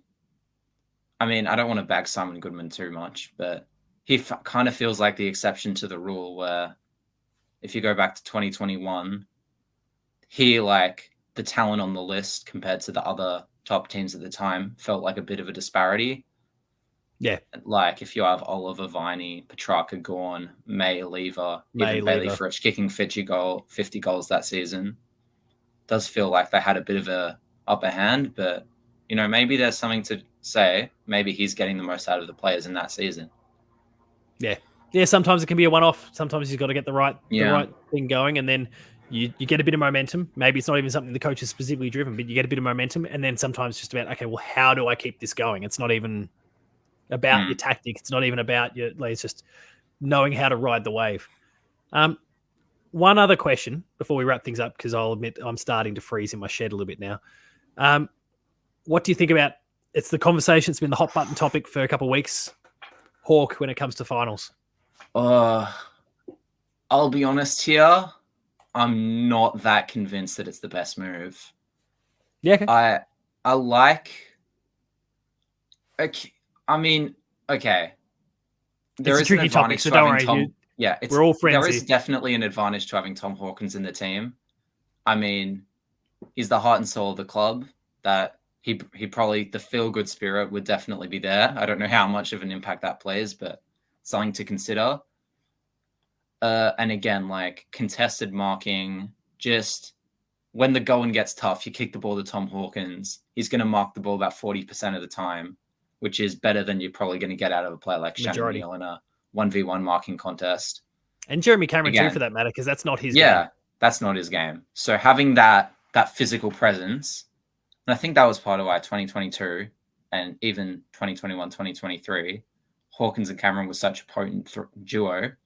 The mobility and versatility of Cameron versus the kick it to him and he'll mark and goal, Tom Hawkins, it was a really difficult thing to manage.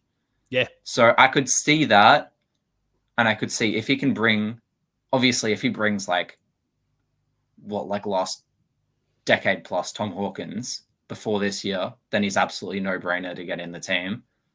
Whether we drop Neil or not, keep him in. But again, early in the year, I was a little unconvinced by what he was doing. Oh, for sure. And I didn't really blame anyone at that time. What was it, 5 weeks in a row without a goal? Yeah, and he wasn't getting involved in the play, which I know it's not necessarily a strong point, But if you're a player like Tom Hawkins, if you're not getting those reliable 2 goals a game, you're not really adding that much to the team.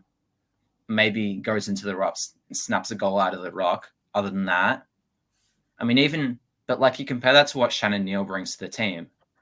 And as that like full forward, maybe he might not be as physically dominant, but he can take a mark. He's way better, if I'm being honest, moving off the ground and getting involved in the play.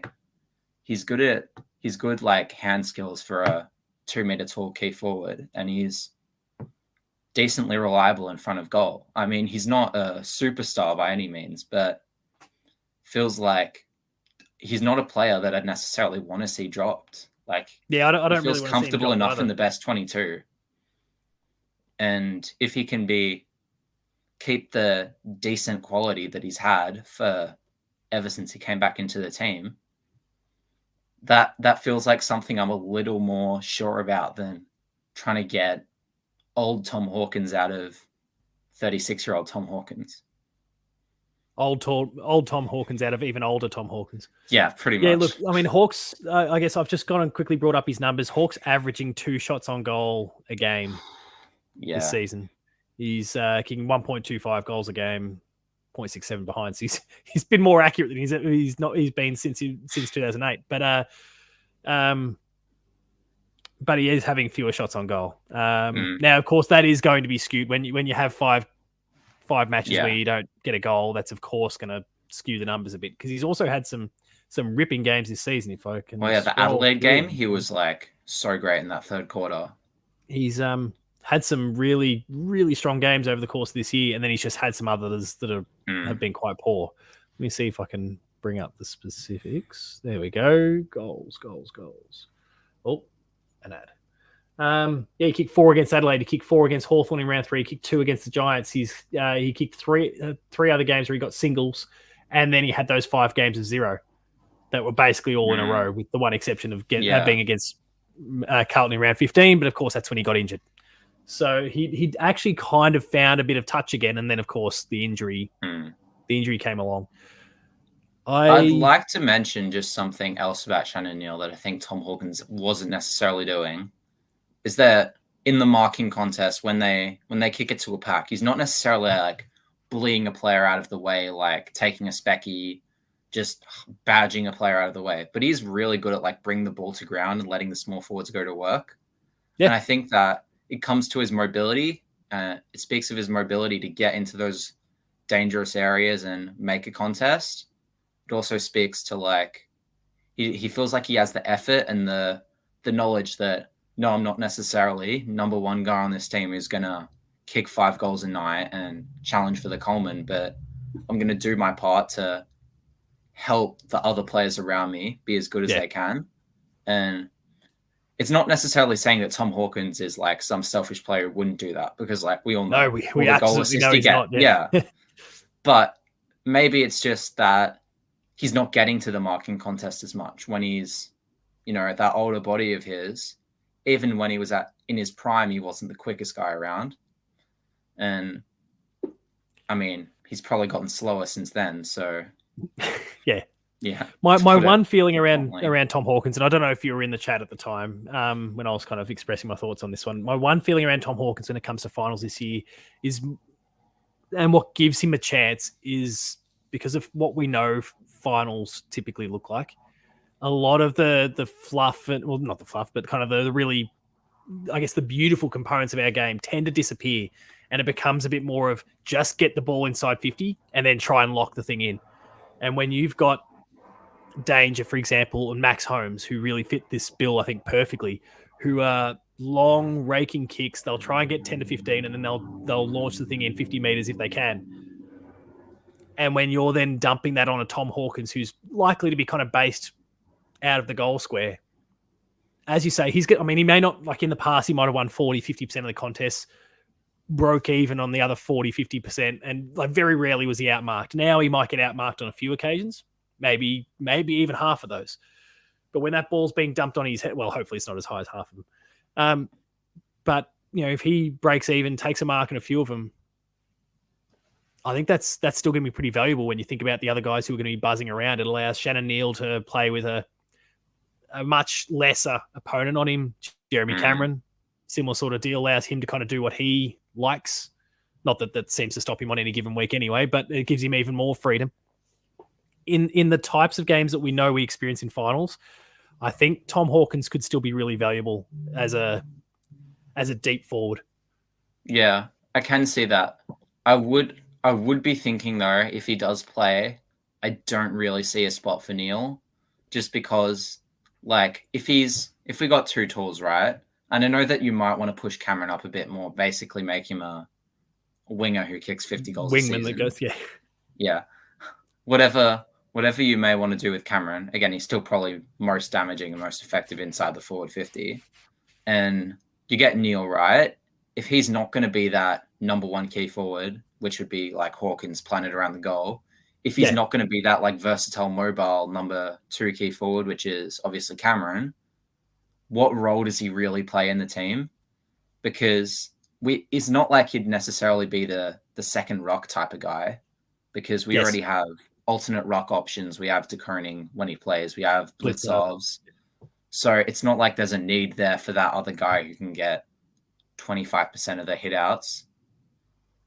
And then, again, I don't really see. He's obviously not got the speed to be a midfielder. I don't see why we'd ever want to put him in the back line. Just feels like he'd be doing a lot of nothing if he was in the team with Hawkins and Cameron, who basically taking a spot. It might end up being a bit of a horses for courses thing. My theory is having the three of them against the Dogs could be a really valuable thing, because their defense is not. I mean, Rory Lobb's gone back and obviously did a pretty incredible job against us a couple of weeks back. God, did he ever? But also, I think Cameron probably played the worst game of his in his last 5 to 10 years. Those things combined to be a pretty bad and ugly time for us. Yeah. Blame it on the turf. Yeah. Let's go with that.